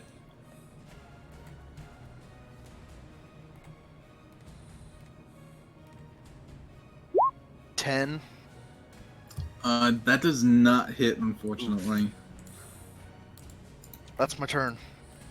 So Ragnar, seeing the Time Beast that's about to lunge at Tethrin, dashes in that direction. He kind of does that one of those like back roll things, you know. Since Tethrin, you kind of like lean down, looking at this breakage. You just feel him roll on your back to the other side, and as he spins to like stab it with a dagger, the Time Beast just kind of moves out of the way.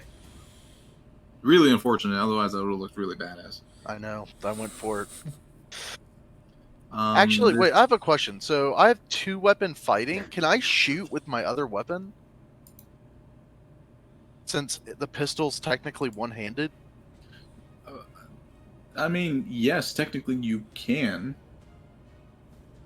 Because I would do that then. Even though I will get disadvantaged at some point blank. Yeah, that's fine. You can go ahead and attempt it. Didn't I have point blank rules? I don't know. I don't have the document pulled up. That's fine. We'll just roll with disadvantage for now. Okay. I think 'Cause- it's just disadvantage if it's. 'Cause I think firearms is something different with. There's like a different point blank rule for firearms. I don't remember what. 15. 15 Nice, does hit. dope. 16, Okay. right? Oh, no, disadvantage, sorry. 10 points of piercing damage. 10 points of piercing damage is what you needed. As the thing's head just pops off entirely. All of the time beasts have been put down momentarily. So there is a brief moment where you guys have time to look over this monolith if you guys want to. Yeah, I want to look over it very thoroughly, examine all the runes, make sure I have any... If I can get any kind of idea what I'm dealing with, I want to get an idea. And then I'll go from there, I guess. You look at the runes that are like denotated in the on the space. Did you already roll an Arcana check for the runes, or did you just do it for the? Just to see what was messing up. I haven't rolled one for the runes yet. I don't Roll think. an Arcana check for the runes themselves. Sure. 27. 27. That guidance, a little broken. Guidance, baby. Any cantrip. Well, I mean, it was plus any 6. Cantrip. So that would have been a This 23. looking at it, it looks like some kind of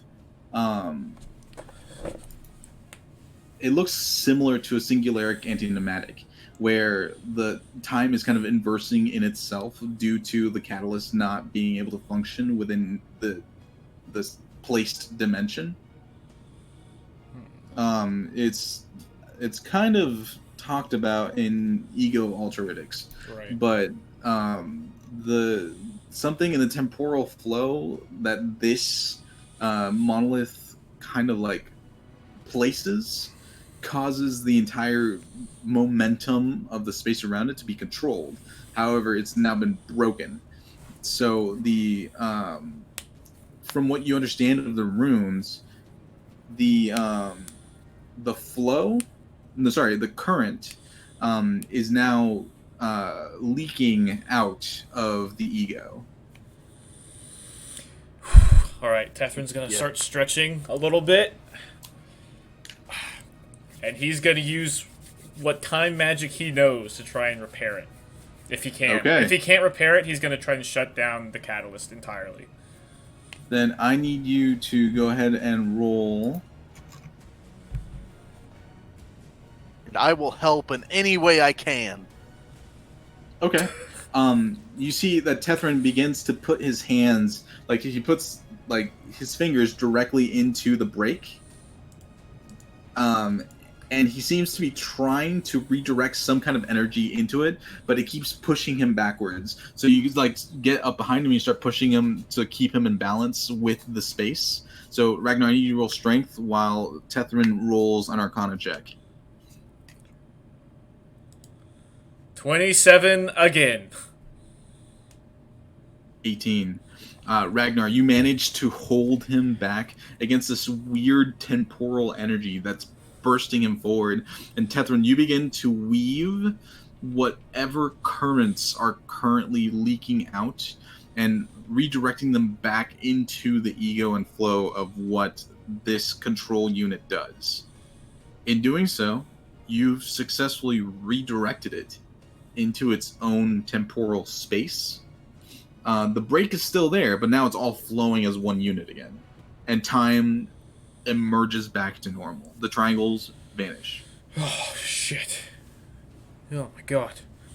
Do you realize how dangerous that was? I could have just killed myself by doing that. You are a selfless Not hero. you. Not you. That guy. How did you do that? How? Shut up. Shut up. Destroy this thing. I want it gone. You think beasts are the only things that can come backwards in time and forwards in time? You moron. You're lucky. You're lucky I was here. Destroyed? Why would we destroy it? This is a miracle of engineering. No, I'm a miracle. All right. I fixed it so it doesn't continue to destroy things. Wait, And you summon- just said it's a miracle of engineering? You hit it with a hammer. I didn't do that. One of those more, and he points back at like the bodies, and he stops. Yeah. Yeah. He kind of finally takes stock. Oh, that's not great. Oh. What about the No. people frozen around us? The moment the time released them, they fell on their backs. They're Oh. kind of like twitching on the floor at the moment. Oh my god, I feel sick. Let it out. No, I'm good. Let it out. You boys all right? Atlana jumps down into the space. She is wearing like a armor completely made of fire. It's just kind of like billowing around her. And she has kind of like this helmet that looks like a panther head. Is that the cat? Conda forever. Why did you sound Like Mexican? the panther like blinks every once in a while. Alright, that's pretty cool. Oh, I power down my eyes now that we're out of combat. Do you really need to do that before you fight every time? The panther pulls away from Atlana, and she like starts scratching him, even though he's made entirely of flames. And then rocks begin to form around him as he goes back to his natural state. How do I look? Do I look older? Younger? The same? Oh my god. I knew it. I knew it the moment I let go. You look the same, you moron. Oh, okay, thanks. You just never know what you're gonna get when you do what I just did, so. What You've did never you done- do Never exactly? done anything like that before. I'm willing to guarantee that. Well, I've done it once or twice, and it just has never gone that well, so. We're kind of lucky. Yeah, if you had rolled below a 10, I was gonna kill your character. Fair enough, I would respect that.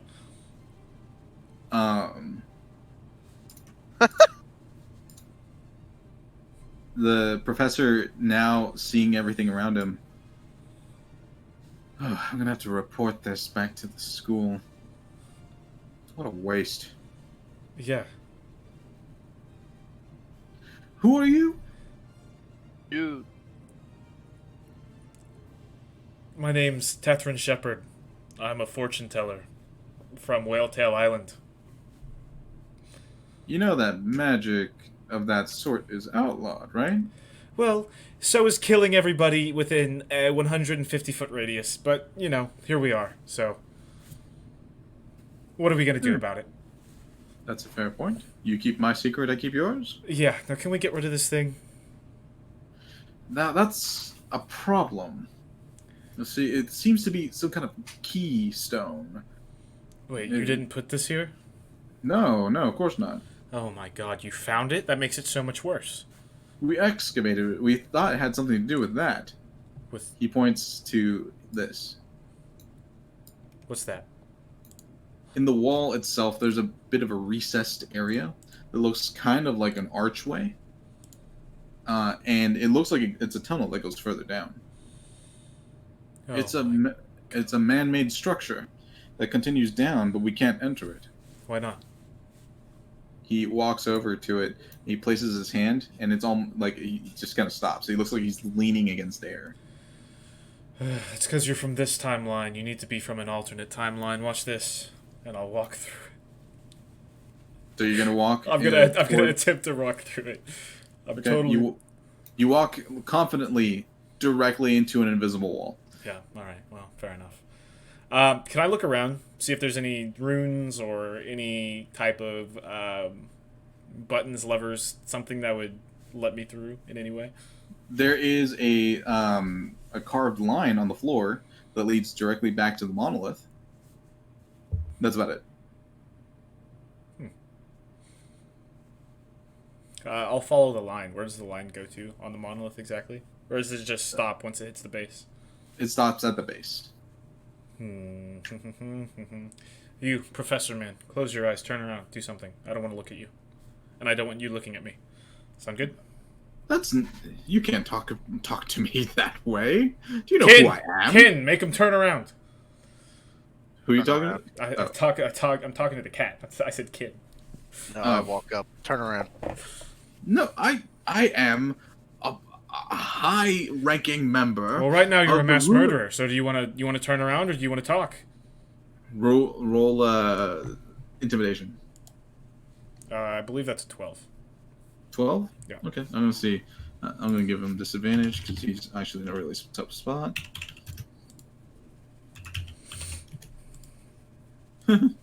You rolled a 17 and a 16. All right, fair enough. Good for him. I will not turn around. This is the biggest discovery the school has made in who knows how long.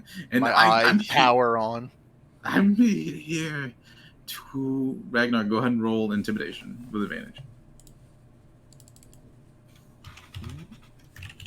20 plus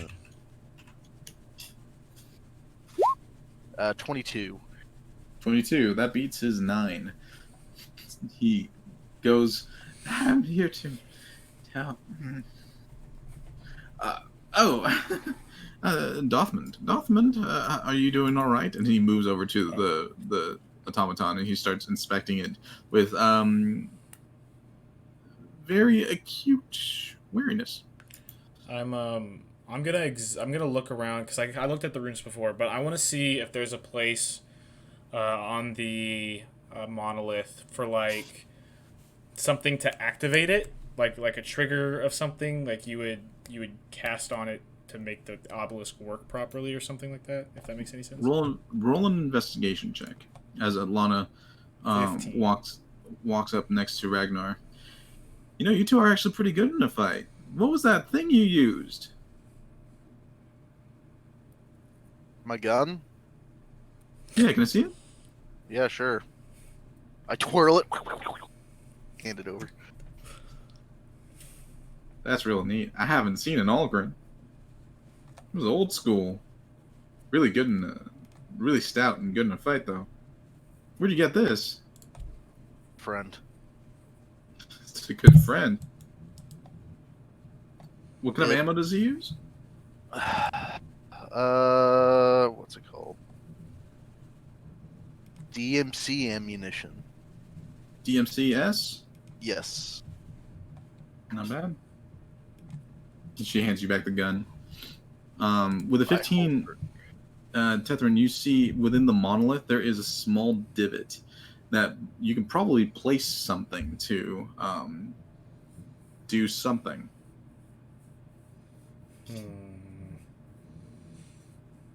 I'll look around locally to see if there's anything that kind of matches that shape.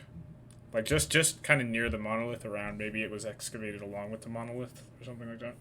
Looking immediately around, like there doesn't seem to be anything like that would fit the groove. It looks like a key goes in there.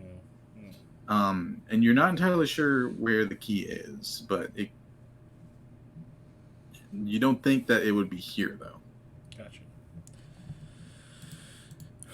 Well, I suppose I'll just wing it. I'll place my hand over the keyhole. Come on, time machine. Come on, time machine. Come on, time machine. And I'll chrono shift on the thing and just to see if it reacts at all whatsoever. Or not cast, Okay. I'll use chrono shift. Using Chrono Shift on the space, nothing happens. Yeah, I didn't think so. Alright, well, that's about all we got here, boys. This thing needs something to activate it, and it seems we don't have that thing, so. Tethrin, you look over at the professor who's still kind of like studying the automaton. Go ahead and roll a wisdom saving throw.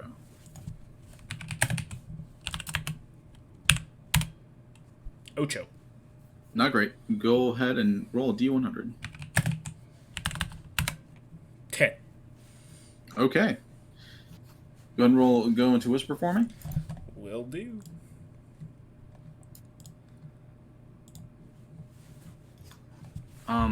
You look at him and your vision flashes.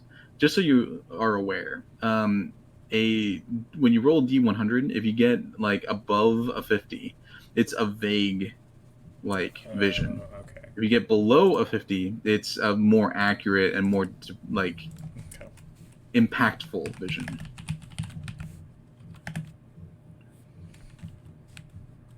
So you look at the professor and you flash to a different place. You see him in a study, and there is a tall man, beard, and you hear him say, "Do you have, Professor?" "Not yet. I will, though. I promise. looking around your surroundings, Tethrin, it looks like a study of some kind.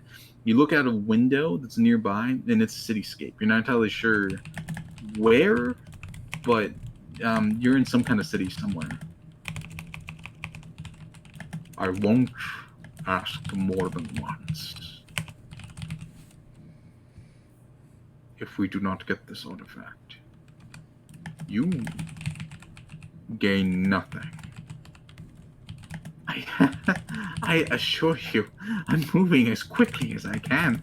We just don't have the chronometry key for the monolith. Ah, yes, yes. You mean this?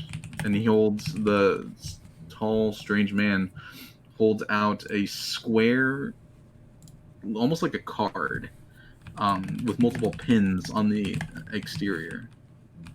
He drops it in the man's hand. Yes, this is it. How did you? You do not ask us. Just see that your task is done. As the man is turning away, the coat on his back has a lightning bolt, and you recognize it.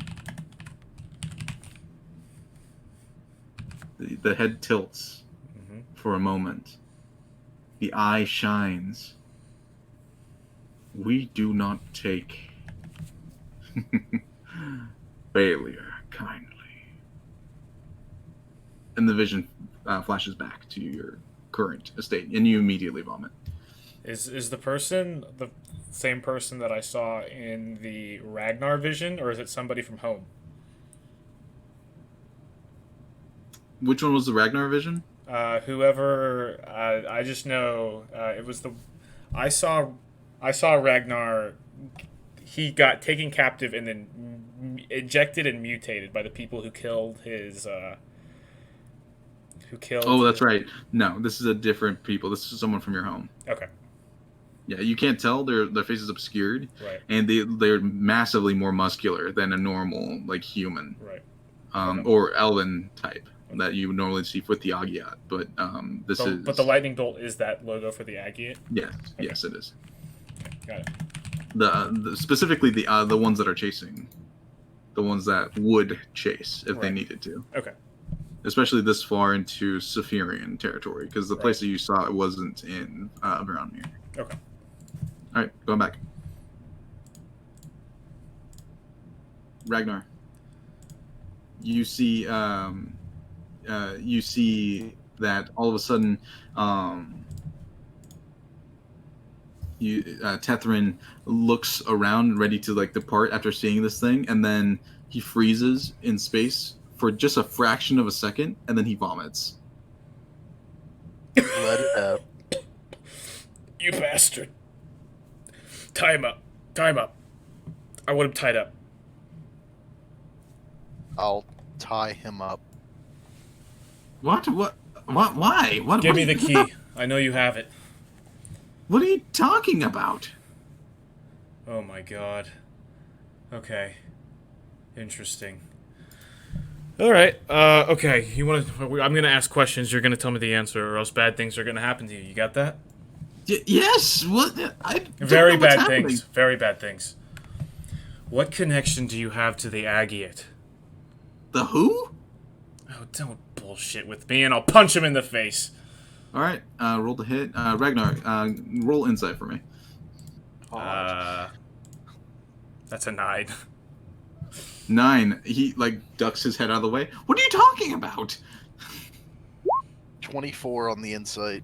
Yeah, Ragnar, you notice that he's being he's giving all of the mannerisms and show of a person that has no idea what the other person's talking about. He doesn't know what you're talking about. Atlana, watch this guy. Ragnar, come here. And I'll walk Whatever off you- to the side a little bit. Whatever you say. And the cat just kind of flanks. What? I had a vision. Of course you did. Yeah. I thought it had happened in the past, but it happens in the future. this man's gonna receive the key to this thing from a man who is up to no good. I can assure you of that much. I don't know how. I don't know how it happens. I don't know where it happens. I saw an office. I saw a massive cityscape sprawling about through a window. I know he comes about the key to unlock this thing. Okay. And I know the organization he gets it from. But if he doesn't know about them now, I don't know how. First of all, I don't know how he wouldn't know, especially given the, political landscape of things at the moment. But I don't know what to do. If he's getting in contact with these people, he's especially here, then I don't know. We can't. I don't know what to do. Can't you do some time magic and wipe his memory? That's not how it works. No. Okay, it was worth a shot. I don't really know what you can and cannot do. That's fair. I just see vomit or pass out a lot, honestly. I'm getting better at it. So what do you want to do? I don't know, because technically this man's done nothing wrong yet, right? So the point is he's going to.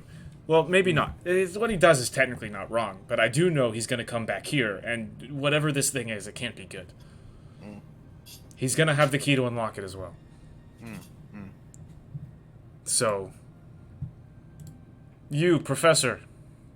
What? Yes? Where are you going after this? I'm going back to Visimar to report.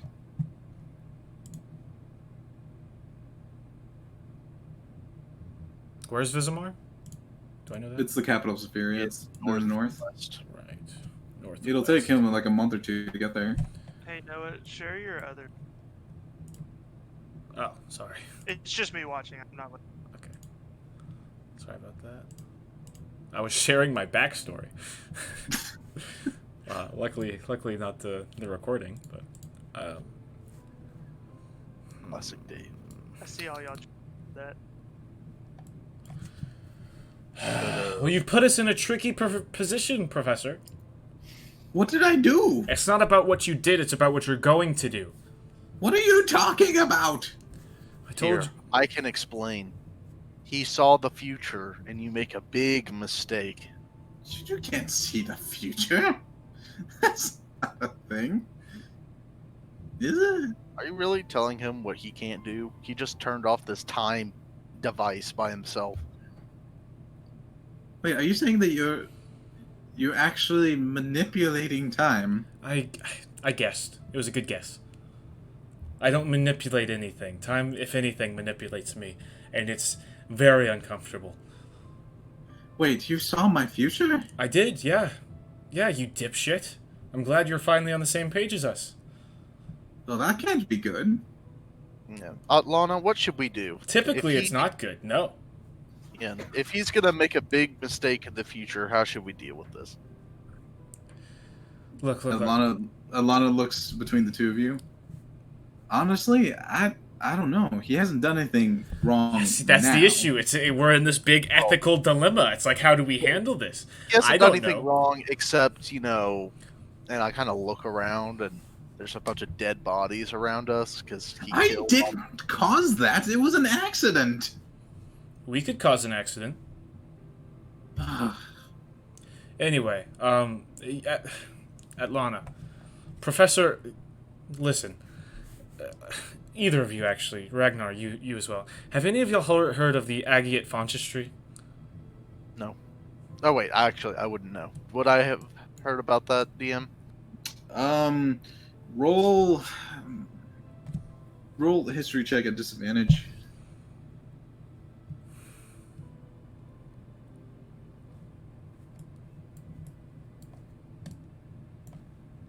Three. No, you definitely haven't heard of it. The doctor looks at you, Tethrin, and says, "Well, I've heard of the Agiat. They're the Veron Miran rank of magic, aren't they?" Yes, correct. That is nail, head, bam, knocked it all the way in. Congratulations. Pontiferi I've never heard of though. then just forget about that word, because it's not important, because you know the most important part. And I'm telling you, you're going to collaborate with them to get the key to this place. I highly doubt that. Well, now we will, because you said so. The Agiat, they don't work outside of Veron Mir. They're a secret, a highly secured magical group. Yeah. The last time. And you don't think they don't want this? Well, I'm just saying that the last time the Runifer College worked with the Agiat was well before. Yeah, it was, and I'll say the number of years ago it was, because I would know that, I think. Yes, before the trade wars. Yes. Right. Yeah. See, as a man who can drift through time, I know many things. You're in a tough spot, Professor. Tough spot. Young man. Yeah. Time manipulation. I'm not manipulating it. You are. Though. No, I'm not. I'm a con man. I've read very little about Finally time. admitted. Got him. Shut your mouth, Ragnar. Shut it. I'm gonna roll. You heard it, Atlana. He finally admits what he is. I'm gonna roll a history check for the professor. See if he has any idea about time magic.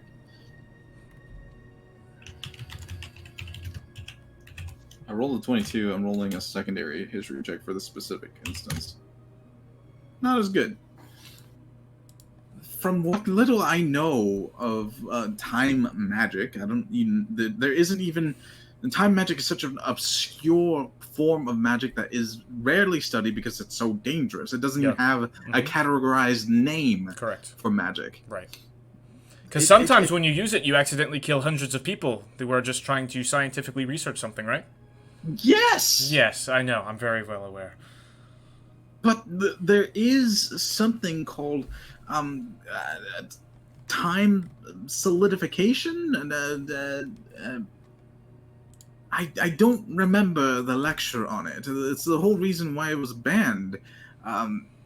People that can see into the future hold that future for the person.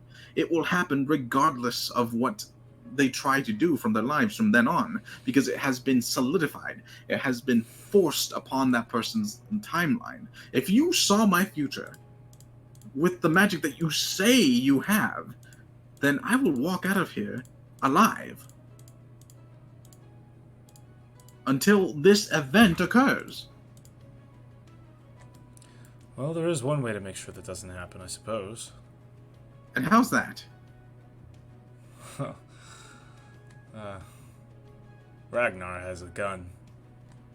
I'm not shooting him. Fair enough. I don't want to kill him. See what I mean? From this moment, I know I will not die. Getting a little cocky. I don't like that. You're right, but you solidified my future. That moment in time is now a part of the timeline. Where everything else in the universe is chaos. You have made a fraction, the tiniest element of time into something that will occur. Is what he's saying in line with what I've read and understand? Specifically, Chapter 2. It's barely mentioned.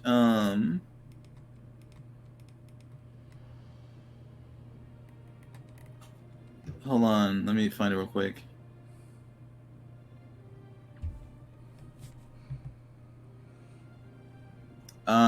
In 1, 2, 3, 4. Here. Mm-hmm. Paragraph 4, subsection.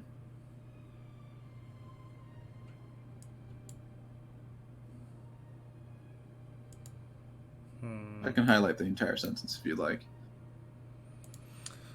Tethrin will just be kind of mumbling to himself, and I was like, But within days, I started to show signs of prophetic solidification, so we had to put her down.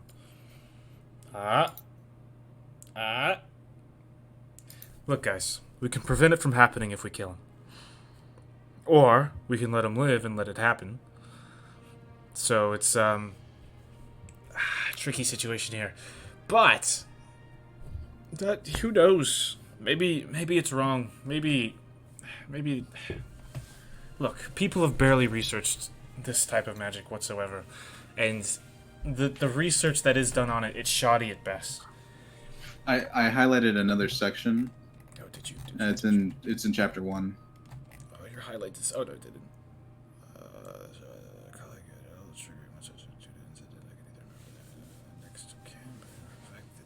Just the 2 words. Singular fissure. Alright, so we probably don't want to kill him because that'll cause a singular fissure. And while I have not seen one of those in person, it would be a bad thing to cause because we don't know what it'll do. Well, guys, it seems like we're going to have to let it happen. Turns out if we kill him, I've been thinking about it. Been thinking about it a lot. You've probably heard me mumbling. If we kill him, it'll cause something bad to happen. And since we're trying to prevent something bad from happening, it would be unwise to cause something bad to happen in order to prevent something bad from happening. And, you know, really, we don't even know if something bad will happen if he gets the key and he comes back here and he opens it up and he goes in. Who really knows? Okay, this conversation's over my head. I'm Yeah, tired this is of more than I understand. I'm ready to go. I've gotten what I needed. Okay, let's go take you back to the, Alright, Professor, come along with us. Yeah, does he ramble this much, Ragnar? yes, all the time. Ugh. The Lord bless you, boy. She starts moving in this direction. I am a hostage. You should be saying that to me. You're a con man. Unquote. You think you're a hostage? Ugh, come on. I'm Well, the hostage. You're actually a hostage, so... Let's go back to the Stag Guild. So, with the help of Atlana, you guys have a fairly easy time navigating through the forest and make it about daybreak back to the Frothing Stone, where she meets up with the rest of the sisters of the Sagely. All of you decide to travel together. The professor is going to stay for a little bit longer because the rest of the Runifer agents are going to be back within the next couple of days. Do you allow him to stay or you take him with you? I want to sit and talk with him for a little bit. Okay. What particular knowledge do you want to gain from I him? want to know how long they've been operating on the monolith. I don't care how long it's been since they've excavated it. I want to know how long specifically they've been doing magical tests on it. And I want to find out if that lines up with how long the lights have been showing up both in town and over the mountain range. He reveals that he's been doing they've been doing tests for a few weeks. Okay. And that's pretty much in line with what how the lights appeared. Through the information that you gather, there is one startling thing that you realize. The time beasts, those creatures, they appear through the triangles. So for the last few weeks, they've been opening those triangles all over the place. And he agrees that there's not a non-zero chance that those beasts made it through. Yeah. So there's a possibility, like 1% chance in his opinion. One other thing, Professor. Are y'all doing any research in the Yulecrest Mountains? No, not that I know of. Why? Just a hunch, is all. Nothing to worry about, I'm sure. All right. Anything else? I never met you never met me. Are we okay with that? Of course. Okay. Good. And be careful when you come back. I'll try to. If you make it back. I never saw you leave your office, so I'm assuming it's your office anyway. How's your office look? Describe it to me. He describes an area very similar to what you saw. Yeah. Yeah. Okay. Careful. He nods. And if for any reason you would need to find me, which I would hope you wouldn't, but you might. After all, I did fix your mess that you made, so you might. I don't know how you're gonna find me, so good luck. Just ask around. I'm sure you'll find. The college has interesting ways to find people. I'm sure. Could I have a lock of your hair? There's got to be a better way, right? It's just simpler. It's the easiest way. It's no one but you. No Of one. course. But, okay. Yes. Okay. Of course. Great. Which one would you like? That one. Very well, and I'll pluck it. Hand it. He takes it. He puts it in a vial. Okay. You know, I was just a fortune teller, man. I didn't want to do all this. And then How many fortunes did you tell? How many visions did you have? I'll be honest, they don't happen frequently. Not frequently at all. I don't know the rate. I have not. Actually, Tethrin probably would have kept the rate, but I only have written about 3, the 2 from this session, and then the 1 from before, or 2 from before. So 4 I know of total. It's been like a couple months since the genesis of the whole thing, so it's been. And I'd say probably like 2 or 3 more before that, just around the time when it started happening. Yeah. So there you have it. You're very free with this information. Well, you know, I figured I could have killed you. You could have killed me. We could have killed each other. You're Well, gonna do some stupid. Anyway. I advise this for you giving me momentary immortality. I advise this. Don't speak to anyone about this. Yeah. Don't utter time magic. Don't speak about this at all, because unlike me, who is now starting to be fairly curious about the practice, anyone with this insignia, he shows the flame, the wing, they may kill you on the spot. Yeah. The only reason I'm telling you any of it is because you already saw me fix the damn time machine. I'm aware. I'm just giving you some information that you might need. Yeah, no, I appreciate that. One more piece of information I might need. The red stripe on your insignia. I know your insignia is from the Runifer College, but with the special one, with the red stripe, what does that mean? Oh, I'm head of ritualistic archives. Do all heads of different things have a red stripe, or is there different colors? Does a stripe mean you're in charge of something? Yes, pretty much. Okay. The depending on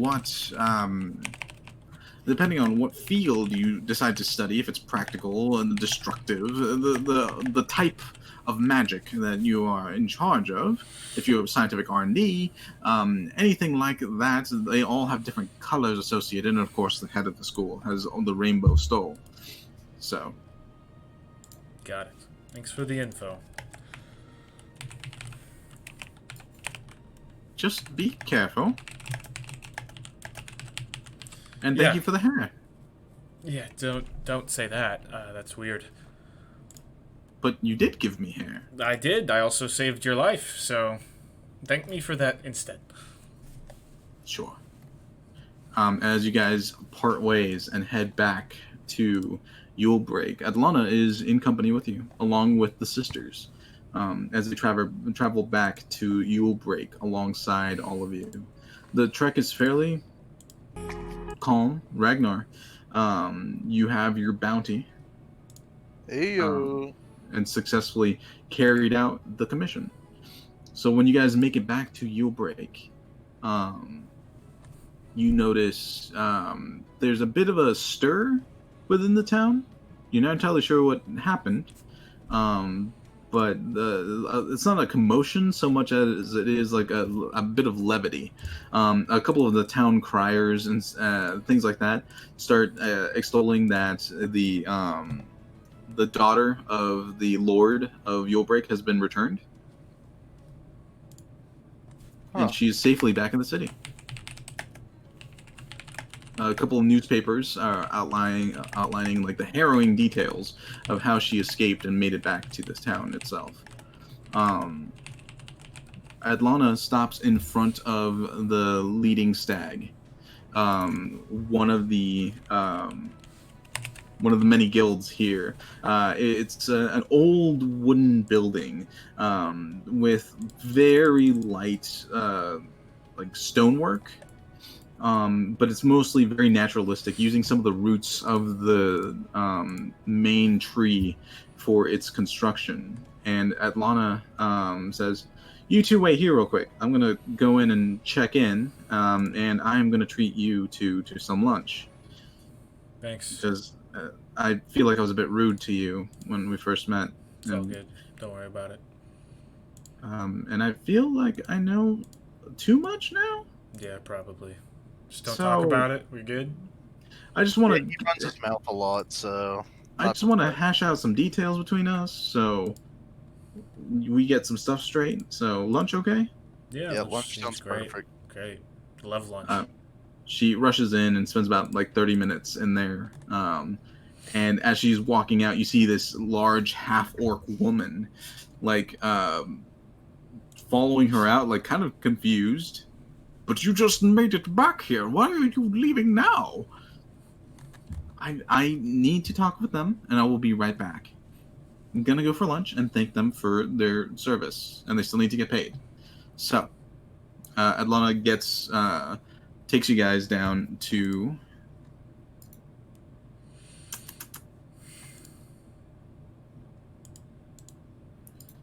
I need to find a better way to take notes. Hey, David. Is it What was the name of Marmalade Inn. Thank you. Marmalade Inn. Takes you guys to the Marmalade Inn. It's on the commercial district, like row within the town itself. As you walk in, a dwarven woman happily greets you and seats you off in one of the further corners of the tavern itself. In the space, there's a lot of people enjoying some kind of lunch at this time.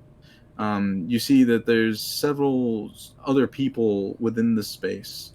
Ragnar, you notice a furball, which you've never seen before. It's pretty crazy to see one,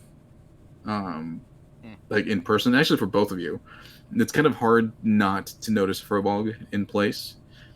He's sitting next to an elven woman with blonde hair, and a dwarf that's just kind of telling stories with like a little girl on his lap. I will stare at the furbolg with my voidless eyes. Come on, man. We've seen enough weird stuff the past few days. Do we really need to do this right now? Can you just calm down and take a seat and eat lunch? For once. Do you have to do the whole meerkat stand and look thing? Really? No, Here? both of you calm down and sit down. I'm paying. I'll sit, but I'll keep looking. And I just don't respond to Tethrin. So, about my cat. If we could keep that between us, that'd be great. What Yeah. cat? Exactly. If we could keep the fact that I can bend time to my own will. Yeah, just don't say it out loud. Yeah, I just figured We were clear. It's just rambling. He rambled. You see where we are. There's so many people. Yeah, Do you but understand there's so that many I'm not people they would holding him never pay hostage attention now, to us. and I have to protect him from himself? Just it's so many things that could happen. I know. That's why I'm constantly watching. She kind of like nudges her head at one of the further tables away. There's several people wearing robes, and they have the flame and the wing on their sleeves. Any stripes? No stripes. It's just you gotta be more. No, you're right. Sorry. And do you always wear that mask? That's what I'm saying, right? Even when he sleeps. But how do you eat? I I've don't seen know. you eat. The food just vanishes. It's bizarre. It doesn't make any sense. I think he doesn't have a head. I think that's what it is. It's just like a space. No, I don't think that's true. No, I mean, come on. Why else would he wear the mask all the time? This doesn't make sense. Okay. Uh-huh. If that's the case, Yeah. then it would be hollow. Okay. So if you were to say flick the mask, we would I'll hear. flick the mask before she even grab his finishes. hand. Both of you roll dexterity checks. Damn it. You don't have guidance. You didn't say so. 12. Damn it. he gets within like the space. He flicks it, but you grab his hand, and it makes like a clapping noise on the hand, so you can't really hear if there was an echo. Now I didn't hear the echo, so I don't know. I don't know either. I don't know. It's a mystery. The world will never know. It just doesn't make any sense. Athlana starts laughing as you guys are now. When he flicks the mask, I'll use thaumaturgy to shut all the blinds. All the blinds just Yeah. kind of go shut. A few people just start looking around. The Runefer College people like notice magic was used and start searching for the point of origin. The Furbolg and the Elven woman look in your guys' direction, just causing a scene. Don't look at us like that. Turn around. Shoo. Jedi business. Go back to your drinks. Barbaric around here, I guess. Just staring. I mean, you guys are technically in the scene, so I can't really say what you do, but I reopen the. Look at them. Think about, Just keep to ourselves here. you know, most of the people I've met have been boys, but the guy looks like real jerk. He looks like a dick. We keep to ourselves, Leo. They just called you a dick. By the No. way, I could read their lips. Okay, what? Excuse No, me? I'm covering my mouth. Excuse me? You want to say that to my face? as possible altercation starts breaking out at the Marmalade Inn, you guys have successfully completed your session 0. Yay. You guys are now level 3. Yay. What a Um, win. Why are you an asshole? Jeez. So that completes yours, Not and like- that Did was we get the... paid, by the way? Yes. Yeah, I- yeah. You get the Only you were, Blake did. Yeah, I'm Blake, aware. Ragnar gets the total sum of the commission at the end of the event. I put 1 gold. I gave myself 30 rations. Is that? Yeah, that's fine. And then I put in my notes. I have favor with the leading stag guild. Yeah, and your point of contact is at Lana. All right, where's my cut? But What? Ragnar? My cut of the money. I'm just gonna. Right. move on. Ragnar like stands up and starts heading towards the bathroom. My cut of the I'm money. just staring at the furball. The money. He's walking backwards towards the doorway where the bathrooms are, still staring at the furball, not answering you. The money, though? I'll wave at him. I tilt my head. I'm just curious. The We are- money. At this point, we're panning out of the Marmalade Inn as Tethrin keeps saying, "The money, hey, the money." As I Panning up. bump into insert Jake, Xander, or Jacoby's character as I'm walking back. Panning further and further away as we end the adventure for the night. Money, my I need my money. That was your guys' session 0. That was awesome. Good job. And what a session 0 that was. Yeah, I tried to make it a little more like some more mystery, a little bit more dynamic stuff. I liked it. No, yeah, I thought it was Yeah. great. I thought it was excellent. Yeah, I couldn't do like what I normally do with mysteries because then it would take forever. Yeah. So I just had to There were speed a along. lot of things I wanted to do that I knew I had to get with the rest of the team first. Yeah, eventually. that's my ultimate problem with Yeah. session 0s. I can only give you a taste of what's Yeah, gonna yeah, happen. yeah. Otherwise, we take way too long. Yeah, for sure. I think I did about everything I would want to do, though. So, You fired a gun. I didn't think you were gonna do that in this session. well, I didn't want to shoot my gun in the forest while we were stealthing. Oh, I see. Yeah. Until until I was pretty sure that it was all right. Yeah. right, What do I'm you guys gonna- think? What do you guys think about that ranger class? From what I could tell, it looked Seems pretty powerful. pretty sick. I have to look at the numbers, but I mean, it looked really fun to play. So Yeah, I need to finish writing up like the full stat blocks and stuff for everything, but yeah, I've always wanted a ranger that was fun to play. yeah. It's kind of a mood. All right, I'm gonna end the recording here at exactly 4 hours and 20 minutes. So 2069. You got you know, 2069. there it is. So yeah, thanks, recording watchers.